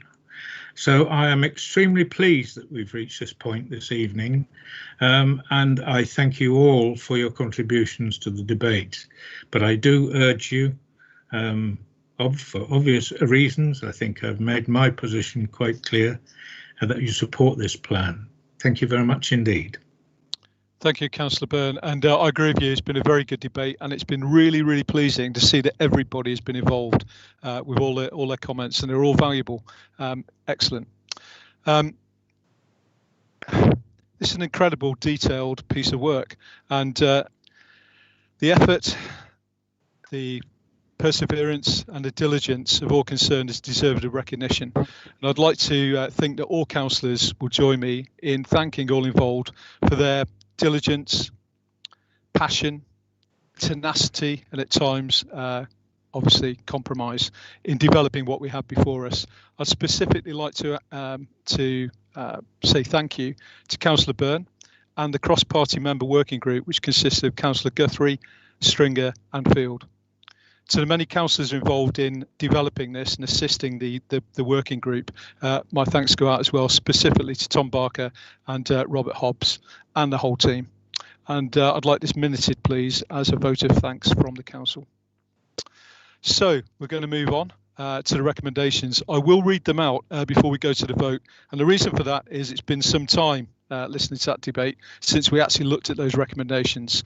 So these are the recommendations. 3.1, that the Babergh and Mid-Suffolk Joint Local Plan, pre-submission Regulation 19, document November 2020, Appendix A, be approved for publication under Regulation 19 of the Town and Country Planning Act, Local Planning, England, Regulations 2012, as amended. 3.2, that delegated authority is given to the Assistant Director of Sustainable Communities in consultation with the Cabinet Member for Planning to submit the Joint Local Plan pre-submission Regulation 19 document to the Secretary of State for an independent examination and for modification and procedural processes necessary for the examination. And 3.3, that the addendum to the Statement of Community Involvement, November 2020, Appendix E, be approved. The Corporate Manager, Governance and Civic Office will now take a roll call vote on the proposal. Thank you, Chair. Can members respond with either for, against or abstain? Thank you. Councillor Morrison. For. Councillor Brewster. For. Councillor Byrne. For. Councillor Carter. For. Councillor Caston. For. Councillor Eppingham. For. Councillor Field. For. Councillor Flatman. For. Councillor Fleming. For. Councillor Geek. Abstain. Councillor Gould. For. Councillor Guthrie. For. Councillor Haddingham. For. Councillor Hicks. For. Councillor Humphreys. For. Councillor Mansell. Against. Councillor Matthewson. For. Councillor Mellon. Abstain. Councillor Mayor. For. Councillor Morley. For. Councillor Muller. For. Councillor Norris. For. Councillor Otten. For. Councillor Passmore. For. Councillor Pratt. Against. Councillor Richardson. For. Councillor Scarf. For. Councillor Stringer. For. And Councillor Turner. Against. Thank you. Sorry, Councillor Warboys. 4. Councillor Welland. 4. Councillor Whitehead. 4. Okay, thank you. That's carried, yeah. Okay, that is carried. Before we go on to the next agenda point, we're going to take a break for 10 minutes so we can refresh yourselves. So back here, please, at 7 minutes past the hour. Thank you.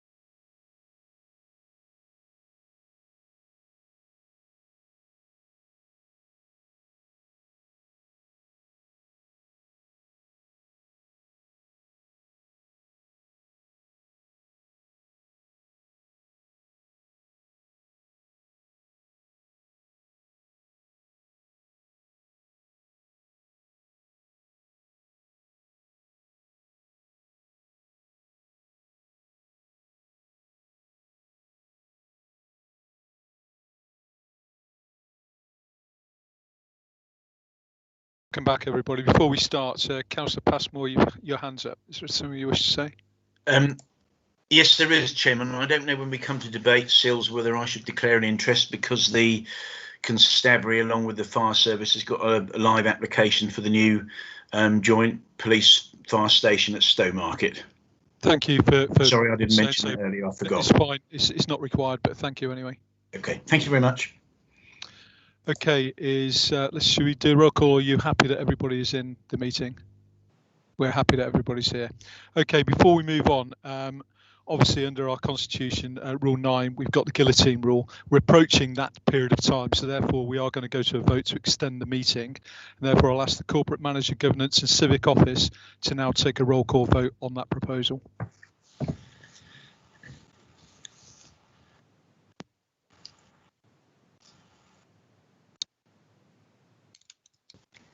Thank you, Chair. If councillors could say for, against or abstain. Councillor Matthewson. Sorry, could I ask what are the options if we don't vote to extend it? We will not be considering any further business at 8:30. The meeting will just conclude. Will the business be moved, postponed? It would be, we would have to meet, bring that business forward to another meeting.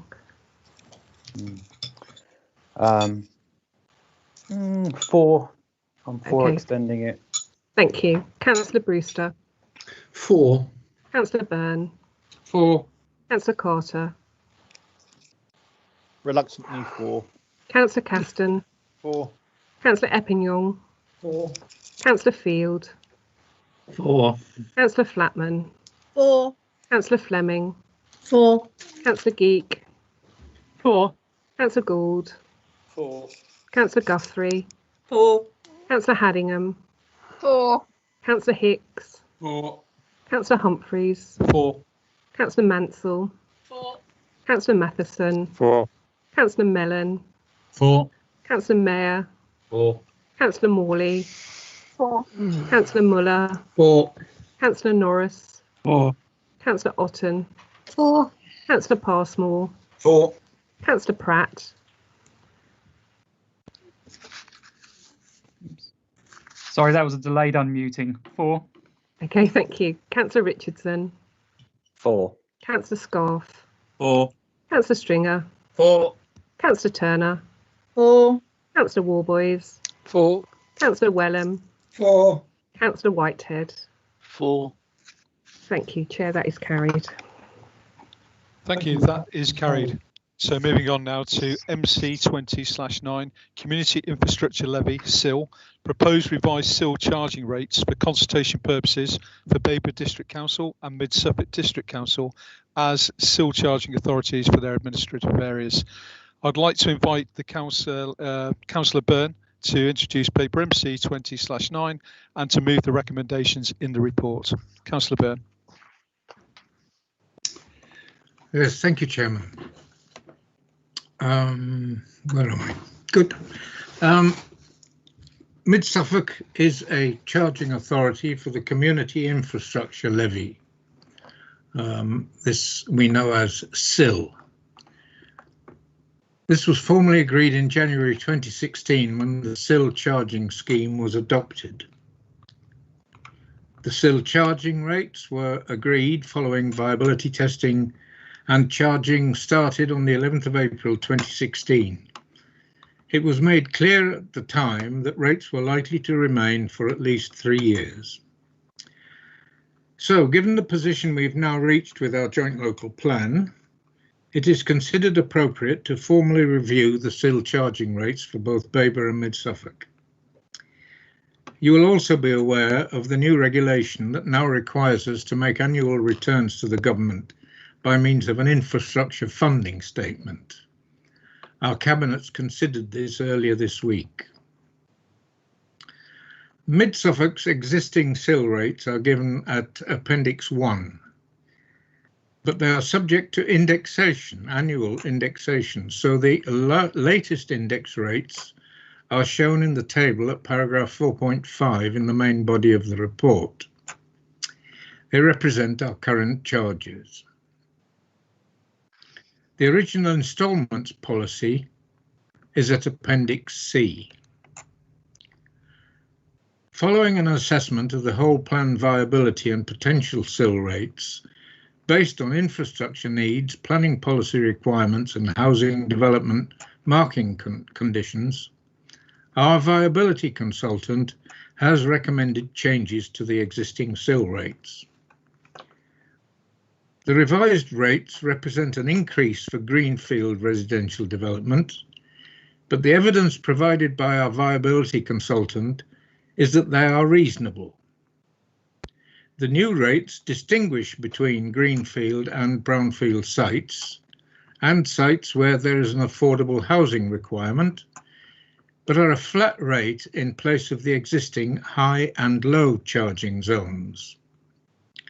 The viability consultants also concluded that there is no longer a requirement to operate different rates for the two councils. They also advised that there is no need to consider any sites as having strategic status. This simplifies the charging schedule further, so that all undeveloped sites without planning permissions will be SIL chargeable. The SIL member panel has had several meetings to formulate the proposals for the revised SIL charging rates in Appendix A, and we're also keen to compare our rates with those of other SIL charging authorities. These are included at Appendix M. While our rates must rely on viability evidence, we were reassured to find that the proposed rates were comparable with other charging authorities. Proposed revisions to the instalments policy are in Appendix N. It seemed reasonable to review the instalments policy at the same time as the rates review. The member panel supported a simplified instalment policy which considered the needs of the house builders, particularly the smaller ones, and the parishes who need to plan for SIL receipts to support community infrastructure delivery. Excuse me. Your approval is sought for a 6 weeks consultation on all the proposed revisions to run from the 12th of November to the 24th of December. This is, of course, the same period as agreed for representations on the joint local plan. Details and consultees are set out at paragraph 9.1 of MC 29. Chairman, I'm proposing the recommendations in paragraphs 3.1 to 3.3 of our report, which are for those proposals to be subject to a 6 week consultation, with the responses being considered by our viability consultants and fed into the examination in public. We will then consider the inspector's report before adoption on a date to be agreed. The recommendations are worded for both Babergh and Mid Suffolk, but my proposal relates to us. So please replace both councils at the start of each recommendation with Mid Suffolk District Council.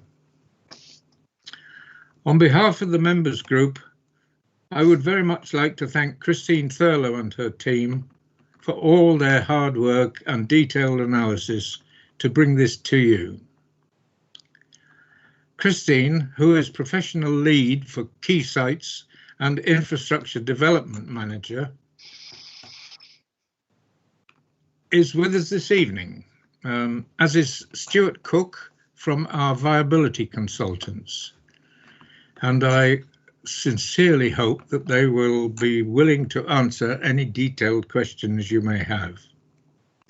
So, Chairman, I propose recommendations 3.1, 3.2 and 3.3 of MC/20/9 as amended and ask for a seconder. Thank you. Councillor Byrne, thank you, and thank you for reviewing the recommendations so we're clear on what we're going to ask questions upon. Do you have a seconder, please? I'd like to second that, Chair, please. Councillor Miller. Thank you. Thank you. We'll now move to questions and debate. Councillors may ask as many questions as they wish. However, they must be relevant to the subject under discussion and must be a question. When we move to the debate, councillors will only be allowed to speak once, and that will be for 3 minutes and will be timed. We'll go to the questions. It will be via the hands up facility. And again, there is a technical issue here, so I'm just waiting for that list to come forward and then we'll get on with the questions. Councillor Matthewson, you're first. Thank you very much, Chair. So I understand that we're adopting a flat rate SIL charge. And I want to get a sense of whether that is being increased towards the previous strategic site rate or reduced towards the previous non-strategic site rate. If that's at all possible to answer, I just want to get a sense of the relative shift that may have happened. I.e., if we weren't going to go to a flat rate, what would those two amounts have been, and where is the new rate in relationship to those two? Fair point. Councillor Byrne, if you could summarise the answer, please. Yes, may I bring in Christine Thurlow here, please? Yeah, please do so. She knows her way through the appendices better than I do, so. Yeah, please do so. Thank you. Thank you, Chair. I haven't turned on my camera because so I hope that will be acceptable. Yes. If I can clarify, can you hear me? Strategic sites, using the definition that we have used for. I think we're losing you. Section 106. Sorry, they are sites where Section 106. Christine, you're too. Christine, we'll have to stop you there. You're too broken. So I will come back, Councillor Morrison. We'll come back to this one towards the end if you're happy with that, please. Sure. Thank you. Who else can come in to help if there is any extra help there? Yes, if I can assist here, Chair. The question is a difficult one to answer because SIL wasn't previously applied to strategic sites. So strategic sites in the current setup are 0 rated for SIL, and all contributions are received via Section 106. So that's Section 106 of the Planning Act, and they are kind of bespoke negotiated agreements that provide for infrastructure. So strategic sites previously weren't SIL, and they are now being brought into SIL. At a general level, though, what we've seen is that the previous rate was £115 per square metre, index linked up to £135 per square metre. So the current SIL charges are, broadly speaking, £135 per square metre at the high rate. Or excuse me if I can't recall off the top of my head the low rate at the moment. But what you see is quite a significant uplift being proposed within the paper, up to £200 per square metre, which should enable us to secure greater contributions towards infrastructure to provide what our communities really need for.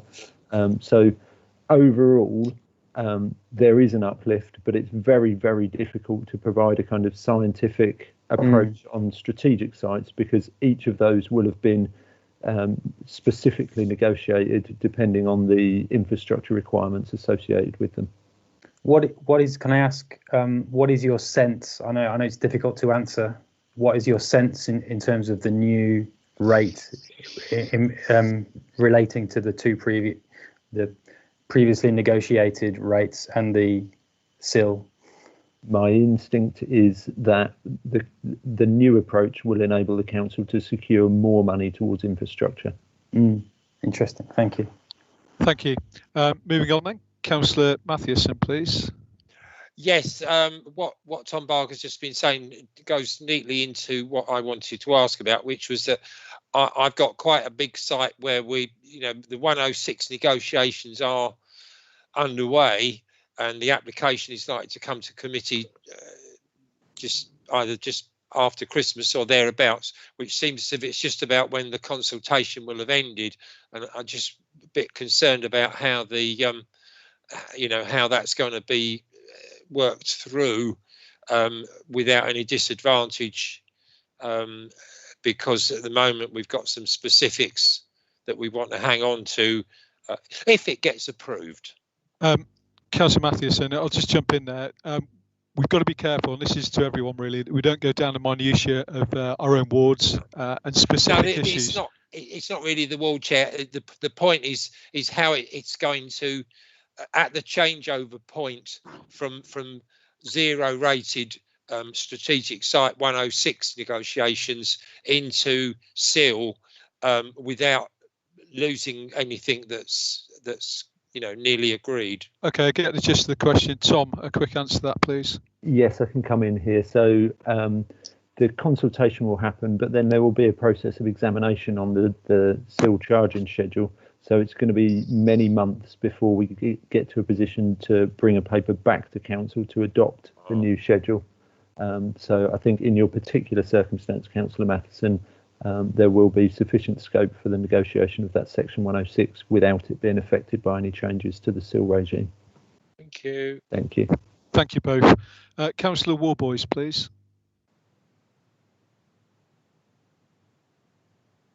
Yes. Over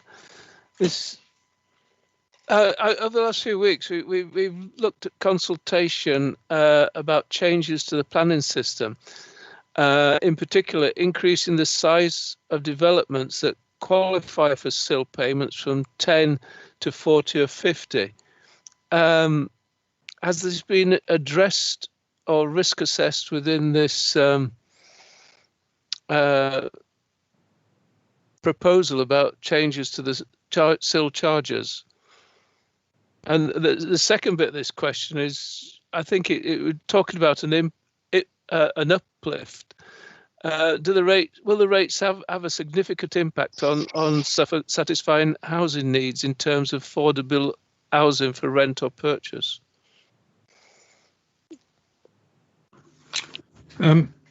David, I think it probably best if Tom carries on answering these, because it seems to me that question. What the first part of it, Councillor Warboys, please, was? It was to do with the impact to the proposed changes to the planning system regarding increasing the size of developments that qualify for SIL payments from 10 to 40 or 50. Would these are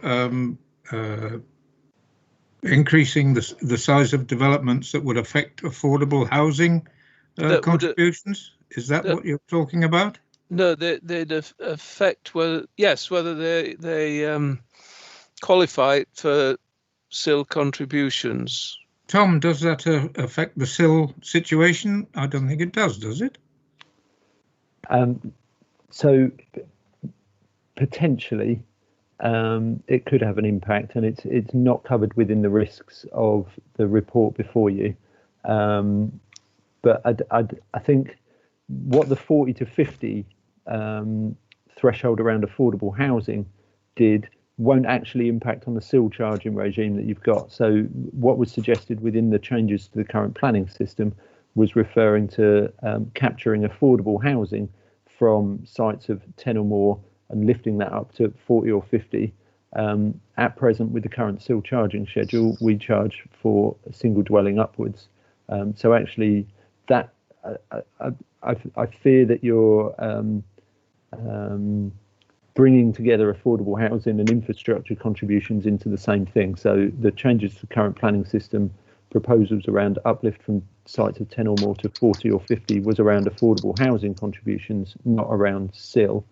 On the second point, if you want a detailed answer, I can bring Stuart Cook in, but in essence, the report before you and the viability study that is within the appendices and additional items shows that this has been calculated in order that it is affordable and deliverable. So the requirement is always that SIL contributions and other infrastructure costs and development costs come off the land value rather than increasing house prices, for example, because house prices will be led by the market rather than the actual cost of development as such. If that's not clear, I'm happy to bring Stuart Cook in, but if that satisfies your question, then we can move on. I think that's clarified things for me. I think I was crossing over two different things, but the second bit was useful. Thank you. Thank you. So, Councillor Field, please.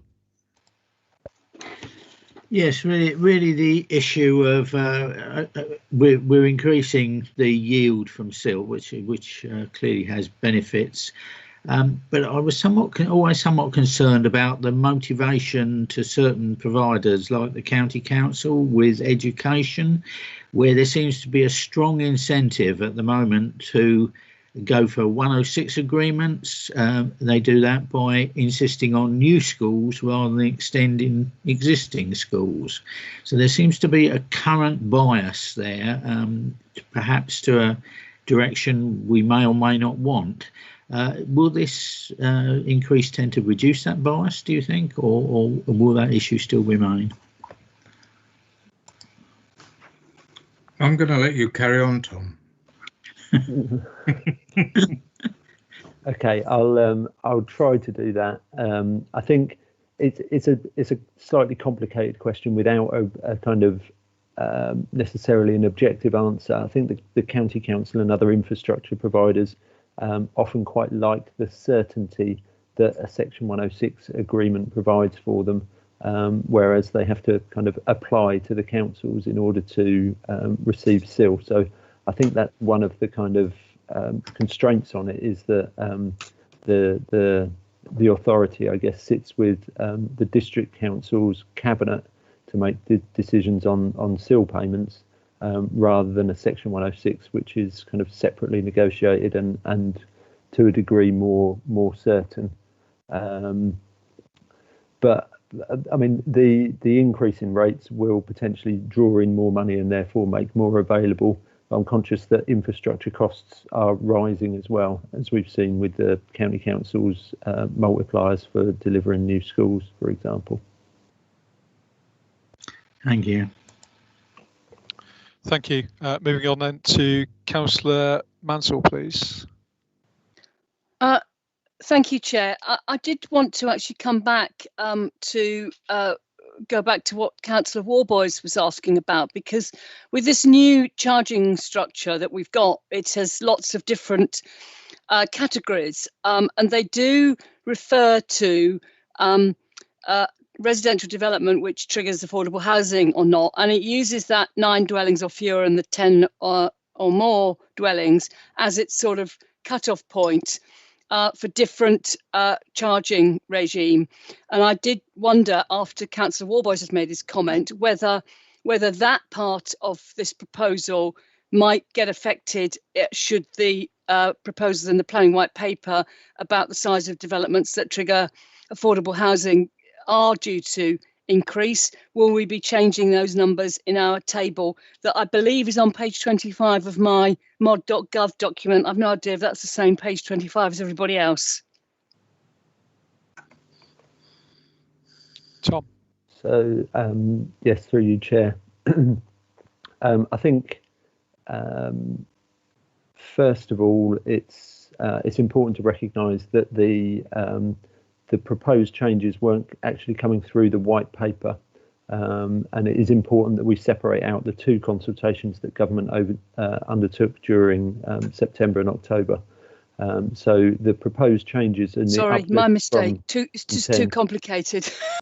Apologies. I just want to clarify it for any of the public that are watching. So the changes proposed from uplifting affordable housing contributions from sites of 10 or more dwellings up to either 40 or 50 dwellings was in the consultation on changes to the current planning system, rather than on the consultation planning for the future white paper.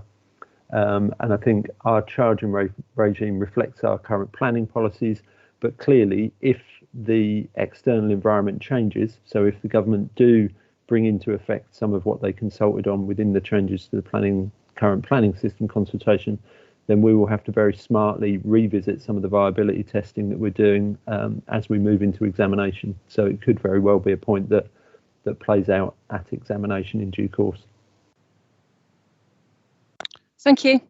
Thank you. Councillor Passmore, please. Thank you, Chairman. I think Tom's more or less covered it, actually, but I just wanted to check, because whichever way we look at it is a form of, I suppose you could call it a tax on development, and ultimately it's paid by the consumer because there is no such thing as a free lunch. So it's not that I'm against sills at all. I can quite see there's a sort of quasi-competitive element compared with other districts. But one of the concerns I have, and I think you sort of hinted at this, Tom, so sorry to put you in the hot seat again. If we find for whatever reason things become unviable, there's a huge economic downturn, etc., and therefore it starts to impinge on getting some developments done, we would have the flexibility to revise it and alter it, and I suppose customise it to some extent fairly quickly. Would that be the case? Sorry, I'm stepping in. I'm conscious that questions ought to go through Councillor Byrne, but he has said. Oh, sorry. Yeah, well, yes. To run through David, me. would you like No. Please, Tom, for the next 10 minutes, pretend you're Councillor Byrne. There we are. You've got the beard to go with it. Maybe not. I think I may need to. Yeah, sorry. I may need to grow the beard a little bit if I'm going to fulfil that role.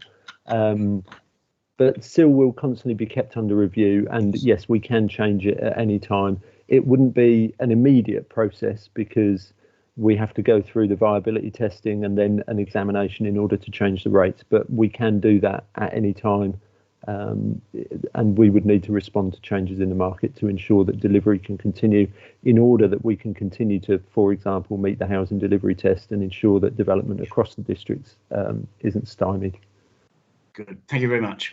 Thank you. Councillor Fleming, your question for Tom, please.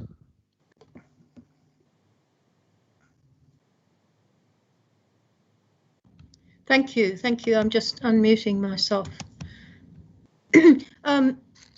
I have a question, really. It's a request for clarification on the viability testing paper in terms of one, the sort of frisson that there appears to be between the section 106 and the SIL charging. It seems that certain 106 charges make SIL charging unviable for some developments. I think that relationship between those two sources of funding, if you could just explain that a little bit. The other thing that concerned me was the fact that it seems that brownfield developments are generally less viable than greenfield. Councillor Fleming, your first one was a question. This is now broaching into debate, so please leave that to debate. And Tom, if you'd like to answer the question, please. Yes, I feel a little on the spot here because there is a complicated relationship, I guess, between Section 106 and Community Infrastructure Levy. One of the benefits of recent changes to the legislation is that they've removed some of the kind of complexity around the relationship between them, and we can review at any time. But Section 106 is really for capturing site-specific and where it is required in order to mitigate impact. SIL is really a kind of generic charge across the piece to ensure that infrastructure to support the plan-led development is captured in full. I think, Councillor Fleming, that to really kind of go through the detail of the intricate relationship between Section 106 and SIL, we may need to have a conversation outside of the meeting. That's fine. I'm just more than happy to do. I just wanted to query that in terms of the viability, which I think is terribly important, especially in relation to the plan going forward. And if councillors would like a detailed response to that, I can seek to bring Stuart in, who from our consultants, Aspinall Verdi, undertook the viability testing. I think, in all honesty, we're probably going a bit too far. So hopefully that's your question answered to the level it needs to be answered tonight. Please take up that offer with Tom post this meeting. I will take that up with Tom outside this meeting. Thank you. Thank you. Moving on then, we've got second one now for Councillor Matthewson, please. Hi, thanks, Chair. I'm afraid I'm going to just touch on this 106 issue again. If I understand it correctly, you were saying earlier that the fact that strategic sites are now going to be under a flat CIL rate, does that mean that 106 is going to be superseded? Is that no longer going to be a method of charging for development? No, it doesn't mean that it will be removed. So section 106 will still be used where it is appropriate to do so. And one of the things that we need to remember, I guess, around section 106 is that it is also a mechanism for controlling non-financial contributions. So, for example, affordable housing mix and tenure and the way that cascade mechanisms work would still be captured within a section 106 because CIL doesn't provide a mechanism in order to do that. One of the changes that changes to the legislation have brought in is to remove, there was a phrase when CIL first came in that some of you may be familiar around double dipping, which was that there was a constraint against using section 106 and CIL for the same infrastructure. So, for example, if your CIL charging schedule allowed you to collect CIL for bus stops, then you weren't able to use a section 106 in order to capture contributions towards bus stops, but you can now use section 106 to secure contributions towards infrastructure, even if items are fundable via CIL.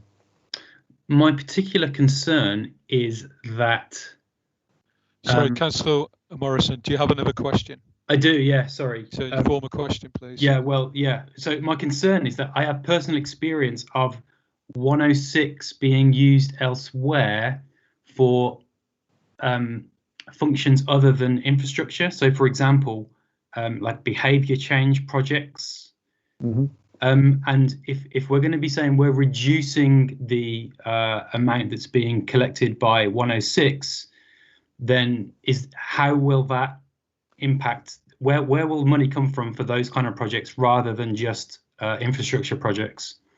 So you would still be able to use section 106 for those kind of things. So that might be where you're, for example, encouraging modal shift within transport environment or something like that, and you're securing money in order to leaflet a place or flyer a place or make information available around bus routes or around cycle networks or those kind of things. And section 106 is still a mechanism to be able to do that, provided that you could evidence that securing those benefits is necessary to mitigate the impact of that particular development.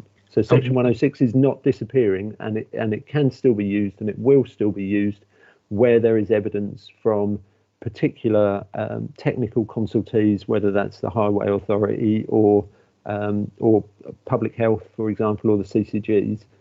We can still use section 106 to capture some of those benefits. Will 106 be reduced under the new regime? The use of 106 will continue under the new regime. Will the resources of 106 be reduced under the new regime?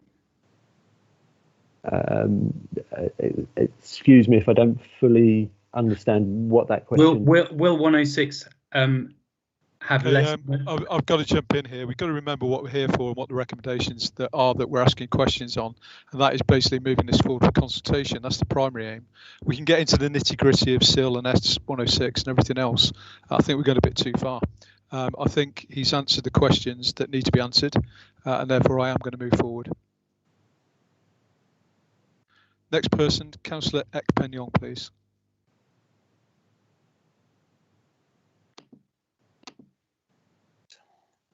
Sorry, Chair. I think actually that Tom has answered my question in response to the other questions that he's been dealing with, so I don't have any other questions.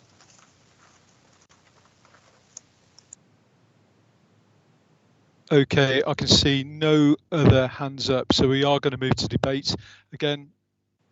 Oh, sorry, I've got Councillor Welland. Sorry, it's not on my list, but Councillor Welland, please. Thank you, Chair. Unfortunately, it is a question about Section 106 and SIL, but I think it is relevant to the debate. Currently, if a development of a strategic site in one parish requires a highway improvement in a neighbouring parish, can part or all of that cost be funded from a Section 106 agreement with the developer in the first parish, of the site in the first parish? And will funding for such an improvement be more difficult to achieve if there are no strategic sites? And will there be a way to ensure that such an improvement is funded by that developer? Tom. Sorry, so there is no constraint within Section 106 that limits contributions to within a particular parish boundary. If the impact is felt across a wider area, then the mitigation needs to be applied to a wider area. And so a Section 106 can still secure that. Apologies, could you just remind me of the latter part of your question? Well, I mean, basically, will that continue even though when there are no strategic sites? Will that continue, and does it apply to education and library provision as well as to, for instance, highway improvements? Section 106 will continue to be used. So there is nothing within the changes that are before you within this report that removes the ability to use Section 106. So we currently enter into Section 106 agreements on non-strategic sites as well as on strategic sites. And under the new environment, we would still be able to enter into Section 106 agreements on any site where they were appropriate and necessary. Thank you. Thank you. Councillor Field, please.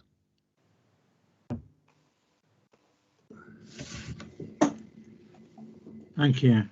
A question on the viability report, really, or on issues that are shown by table 613 in that report. I think Tom Barker suggested that the SIL monies effectively are subtracted from land values. And I noticed looking at the land values, they vary dramatically, but looking at parts of Bury St Edmunds and parts of Woodbridge, which seem to be the closest perhaps to us, I see values of about 260,000 per acre. Still at the new rates of £200 per square metre for a 90 square metre house would be what, £180,000, would suggest the residual land value would be virtually zero, or certainly would be agricultural land prices. I wondered what impacts that is going to have on the availability of land and therefore our delivery of houses. If someone says I've misunderstood, I'll be quite happy. Tom, I guess. If it's okay, Chair, would it be appropriate to bring Stuart in on this question? Yes, please. Stuart. Okay. Hi there. So in setting the SIL rates, we've had a regard to all of the costs in terms of all the proposed policy in the draft local plan, and when making that calculation against a suitable land value, the PPG is clear that I think is alluded to there. A land value must reflect all development costs, including future policy costs, if we're testing against draft policies in the local plan. But also, when setting a suitable land value, it needs to provide a competitive an incentive for the landowner to release the site as well. So, in setting the land value on a greenfield basis, we've had regard to the methodology, which is existing use plus premium. So we first of all established the existing use value for the greenfield, which was agricultural, and then applied a suitable premium, which is around sort of 10 times, and then that produced a gross land value of about 100k, 95 to 100k per gross acre. So the landowner is still incentivized to sell. So it satisfies that box. So it shouldn't stymie development. We've not sought to depress land values too low in setting the CIL or any policies. So we've tried to strike that balance between making sure there's still a competitive return for a landowner and making sure that the local authority can extract as much as possible in terms of policies and CIL charge as well. Thank you. Just your table would imply that in 2 out of the 4 sites I'm looking at, land value would essentially reduce to 0, and those 2 sites wouldn't come forward. Clearly, no. So I think you're looking at the. So is this in relation to the brownfield sites? It's table 613 I was looking at. I could. It's talking about residential development land at Woodbridge, Suffolk, Red Lodge, Bury St Edmunds, Perkins Way, Tostock, Turnpike Road, Bury St Edmunds. I don't. Okay, yeah. So, yeah, but so you're looking at, yeah. So that's cross-reference looking at the actual quoting prices of land value. Remember, that's what's being sought in the market at the moment. And quoting prices are not necessarily what land will sell for, and there'll be different drivers in terms of releasing those sites. We are looking at the plan growth going forward within the plan and the proposed allocated sites, and the PPG is clear that land value must reflect all policy costs. So we probably would see a depressing effect in terms of some of those quoting prices there are going forward to reflect all new policy costs plus the enhanced CIL charge. Thank you. Thank you. Okay, we're now going to move to debate, and as we said before, everybody can speak. You have 3 minutes and it will be timed. And we'll go through the hands up mechanism. So the person with the hands up goes first, and I'll just wait for that list to come forward.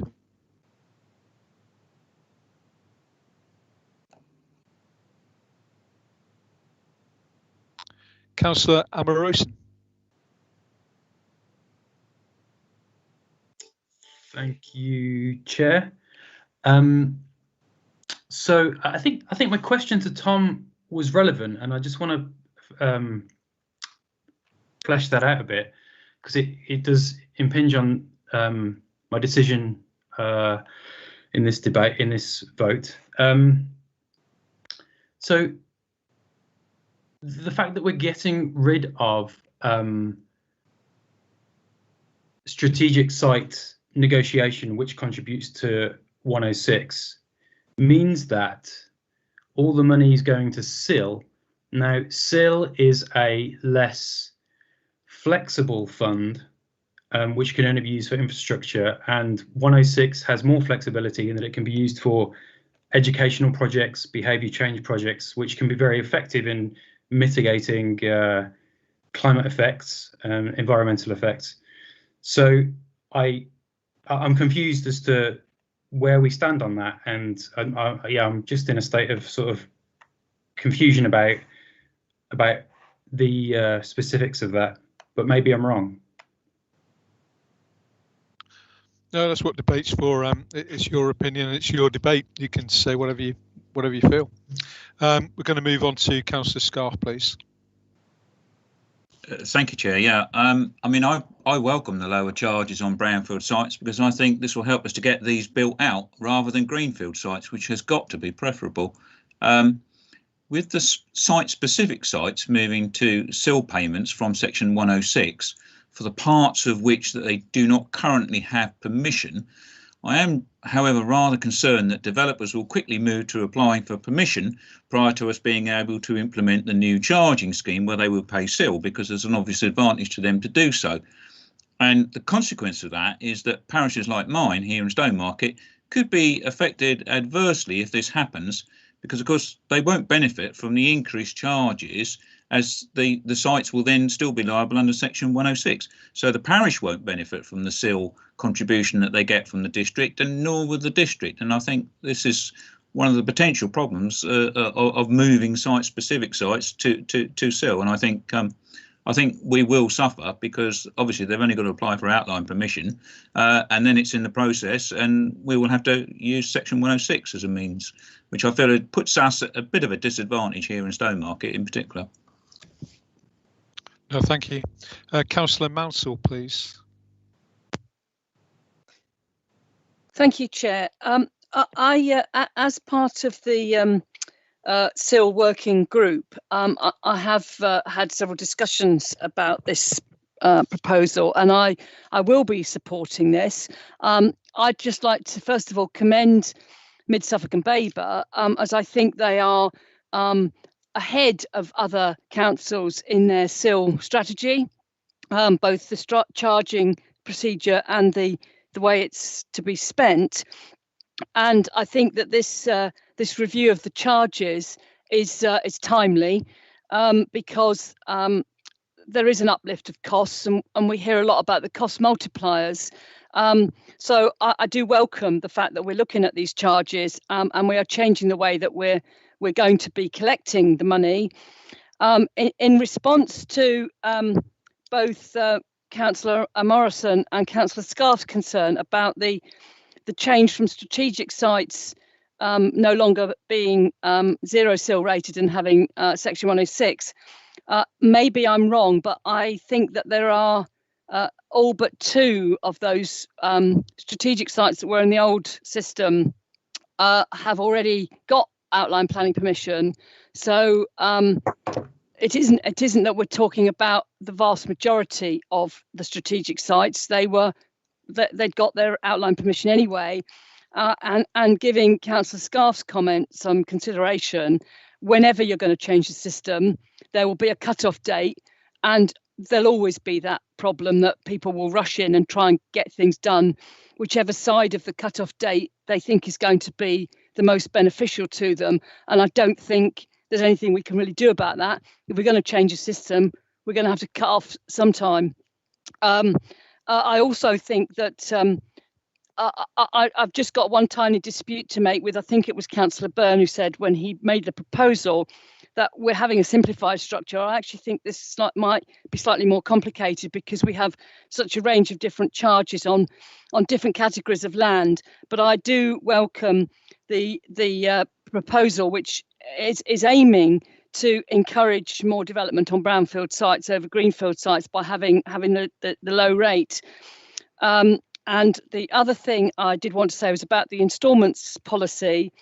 Again, the aim of changing this instalment policy is trying to make sure that our smaller developers are not inconvenienced too much.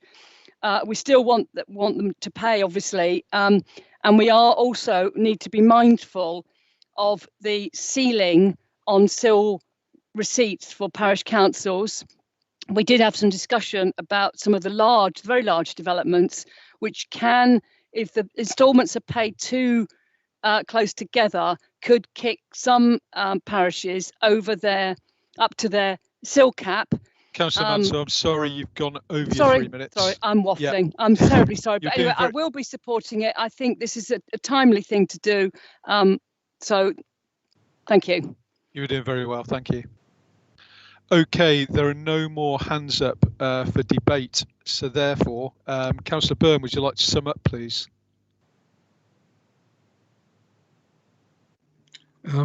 Yes, thank you, Chairman. I can only say how pleased I was that there was this happy coincidence that there were 2 other members of this meeting that were also called David Byrne, because I would have been a bit lost without them. So thank you very much, David and David. How to sum up on this one?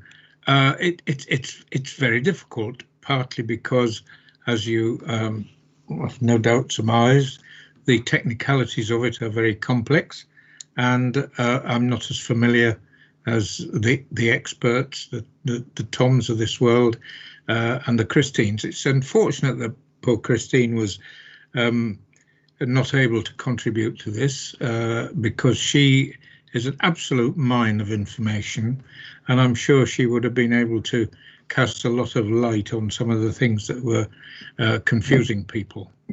However, I do believe it's the proper move to be making, and I am very pleased that Councillor Mansell also feels that that's the that we are going in the right direction with this.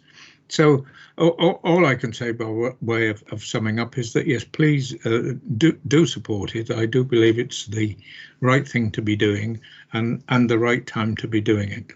Thank you. Thank you, Councillor Byrne.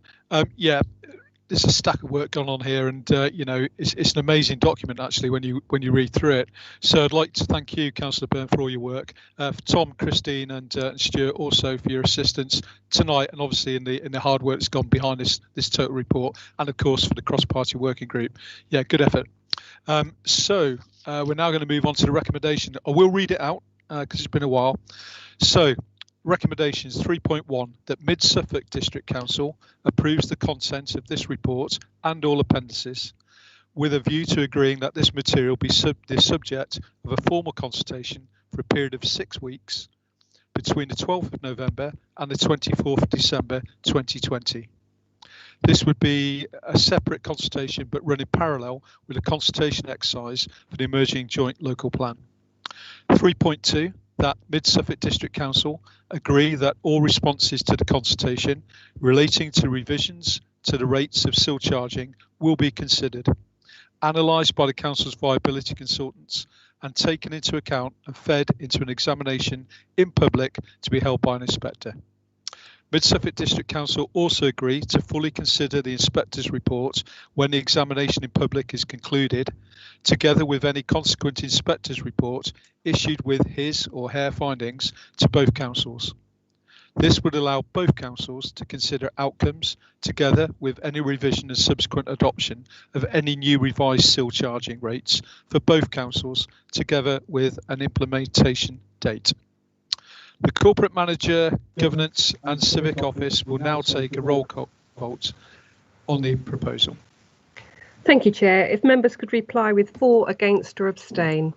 Councillor Amoroson. For. Councillor Brewster. For. Councillor Byrne. For.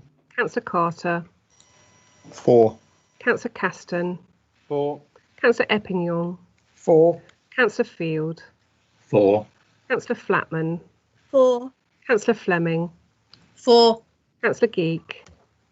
For. Councillor Gould. For. Councillor Guthrie. For. Councillor Haddingham. For. Councillor Hicks. For. Councillor Humphreys. For. Councillor Mansell. For. Councillor Matthewson.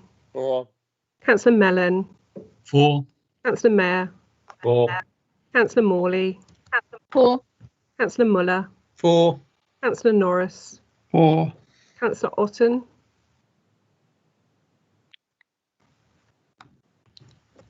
For. Councillor Passmore. For. Councillor Pratt. For. Councillor Richardson. For. Councillor Scarf. For. Councillor Stringer. For. Councillor Turner. For. Councillor Warboys. For. Councillor Welland. For. And Councillor Whitehead. For. Okay, that is carried. Thank you for your contribution tonight. It's been excellent, really good debate. And thank you for all the officers and staff for making it run so seamlessly in the background. It's appreciated. The meeting is closed. The next meeting is on the 26th November 2020, and God willing, we'll see each other then. Take care.